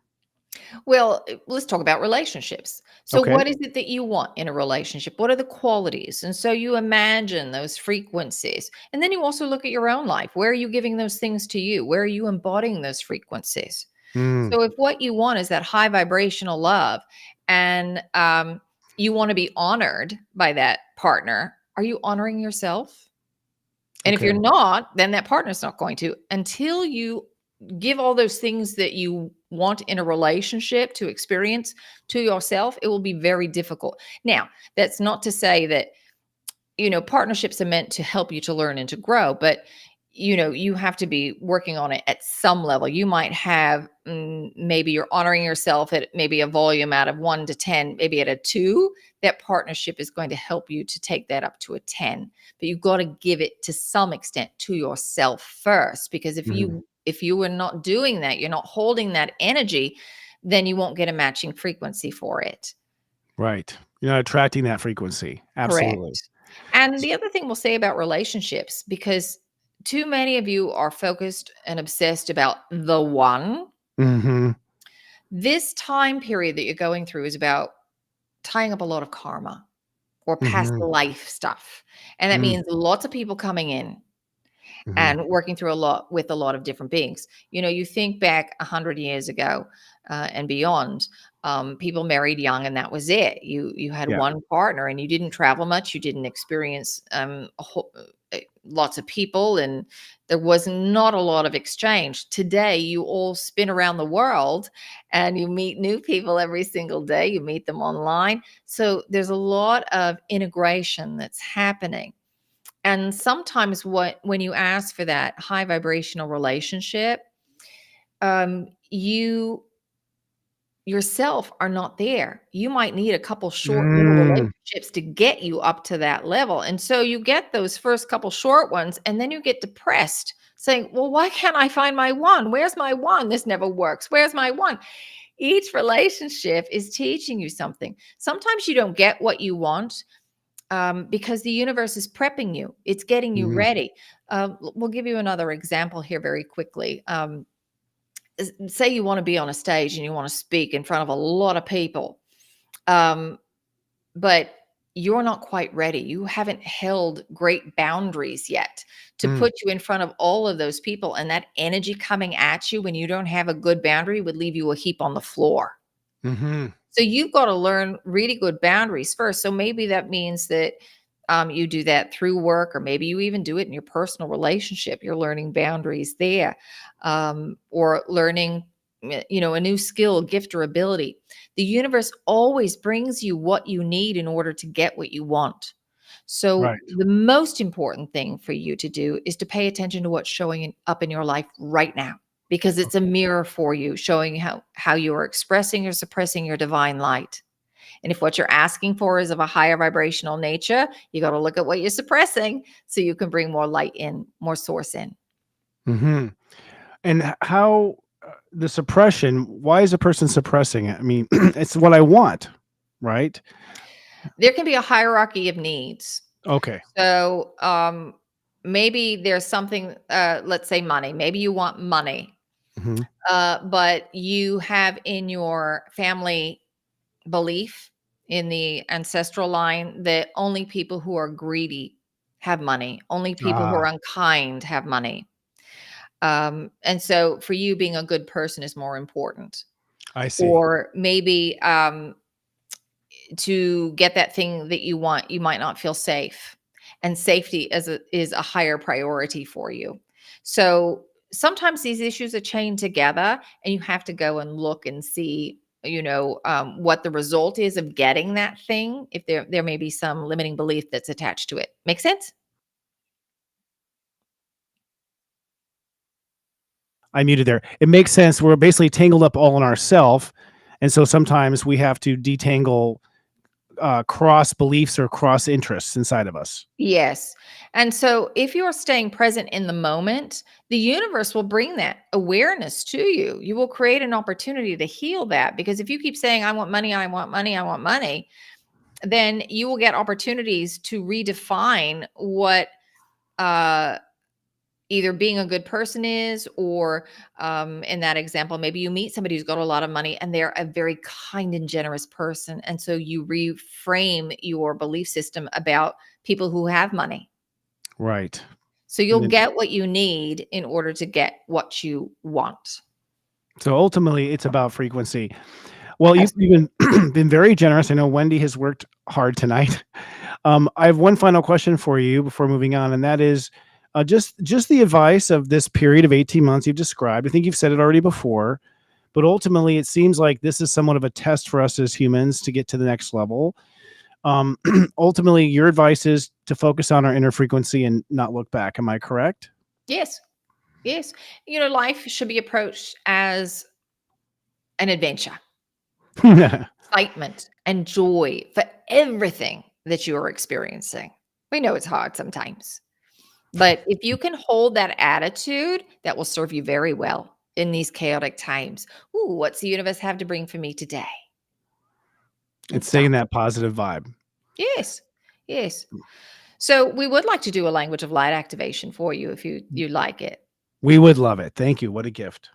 So we've talked so much about reality. Let's give you an activation to help you to envision reality. What do you want? The vibrational essence of what it is that you want, and then the clarity to see it as it's reflected back to you. So those are the two things right now. So envisioning reality and clarity. Is there anything else you'd like to add in there? I think that's perfect, actually. All right. Yeah, that's perfect. So there's nothing that you need to know or do. Just relax, take a nice deep breath, and we'll see where we go.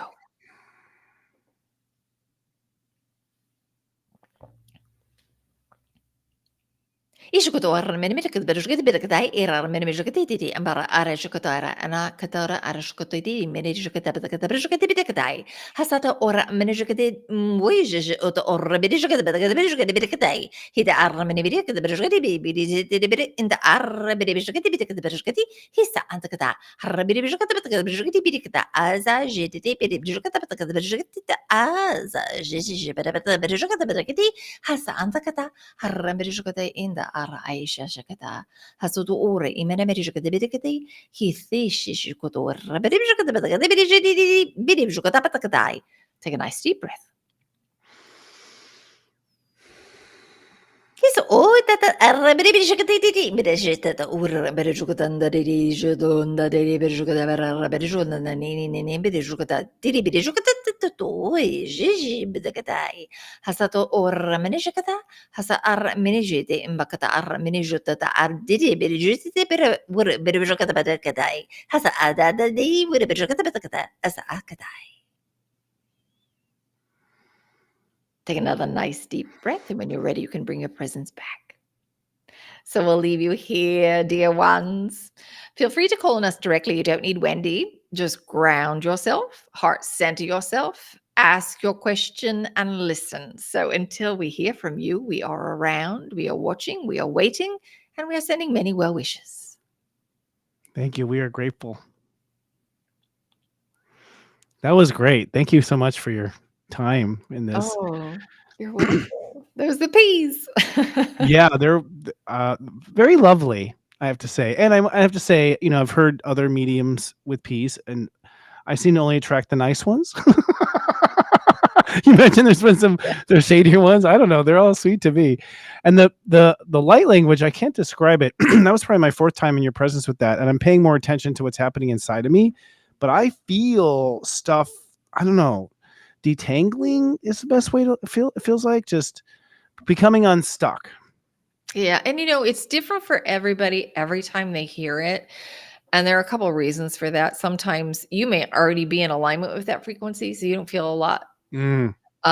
It may be that you're not ready to move there, but the information is being deposited, so you might not feel a whole lot, or you might have the other extreme, like as you're having, where you feel a lot of that energy moving in your body and you're making adjustments. So it depends on the day. Maybe if you come back, usually the guides will recommend that you listen to it 3 times a day for 3 days in a row, because that gives you an opportunity to become aware of the subtle energy.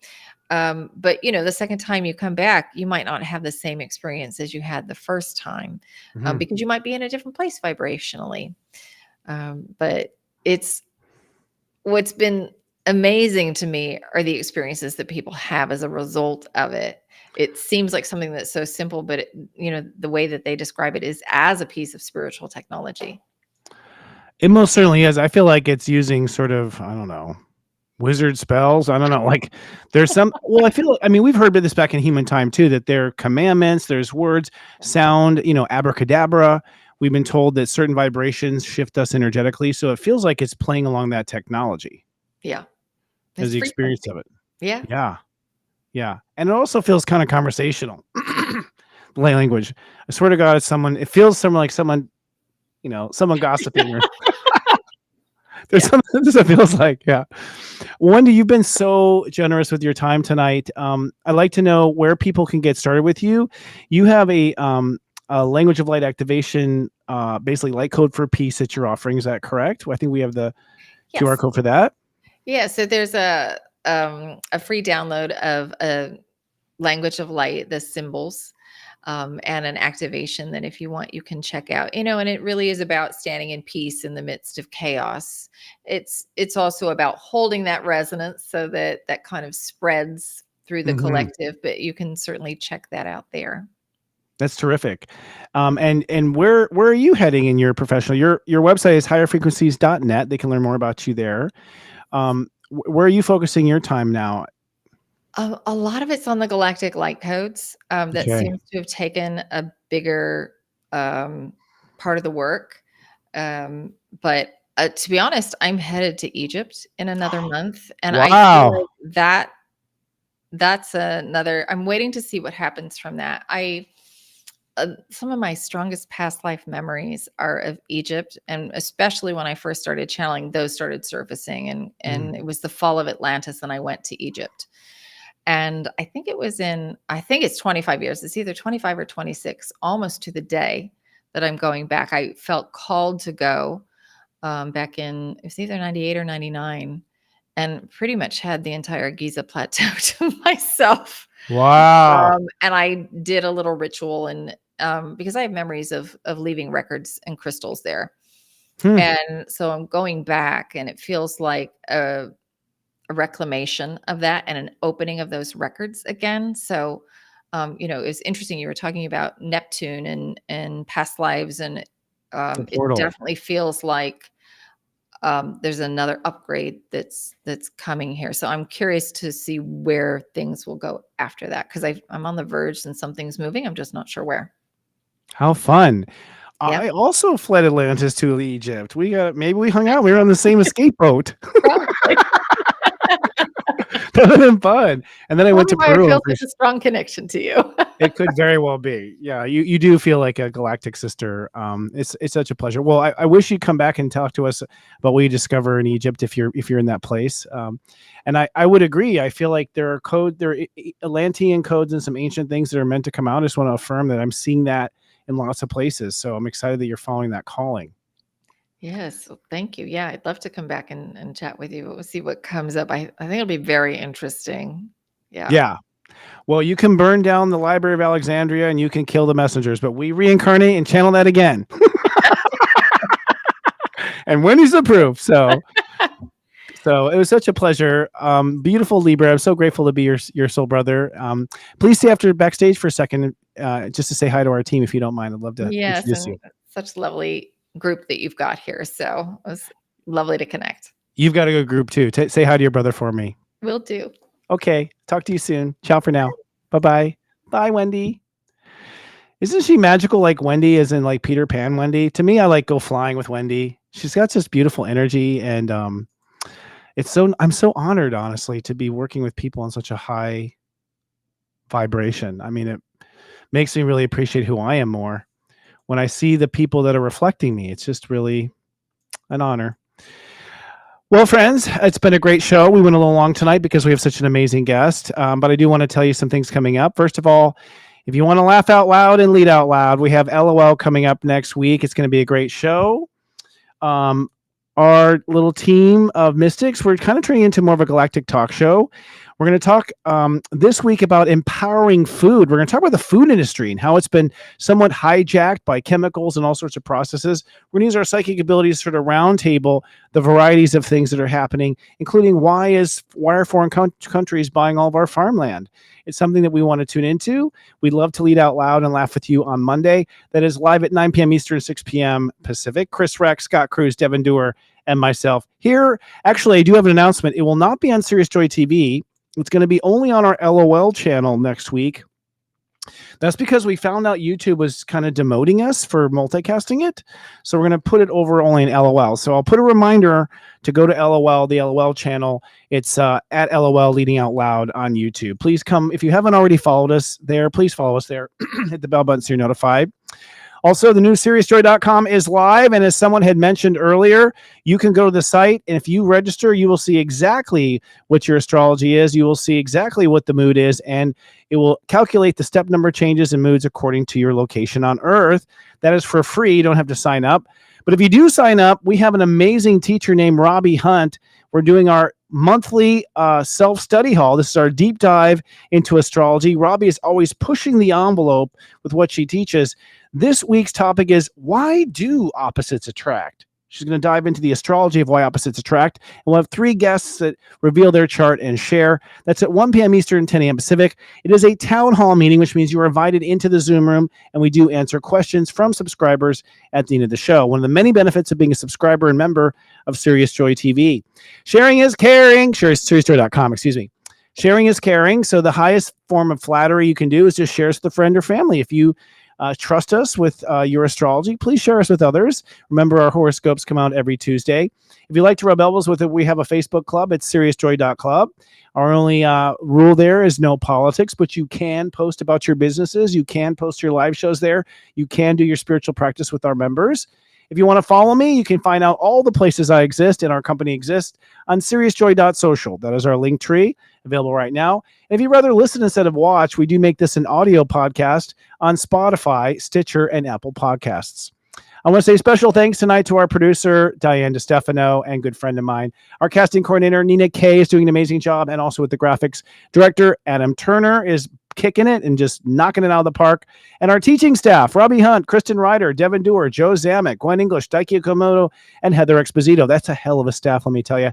And to our super friends, hey, I saw you out there, my soul brother, Daryl Breakenship, Neptune Girl, I saw you. Didn't see you tonight, Jamar. Christine Kelly, didn't see you. Sydney, I saw you. Always, Iggy, I saw you. Nitu, didn't see you. Jill Louise, nice to see you. Margot Melia, Sydney, Laura Ship, Nikki Anderson, Liebman Lauren, Experimental Elemental, I saw you at the very beginning. And Erica, I saw you as well. All right, friends, that's all we have today, but it was a wonderful show. We'll be back 1 week from now. I'm currently in Canada. Next week, I'll be in Colorado. Who knows where Chris Wotecki is, but he will be here every Friday at the same time. I love you, dear friend. Live, love, be.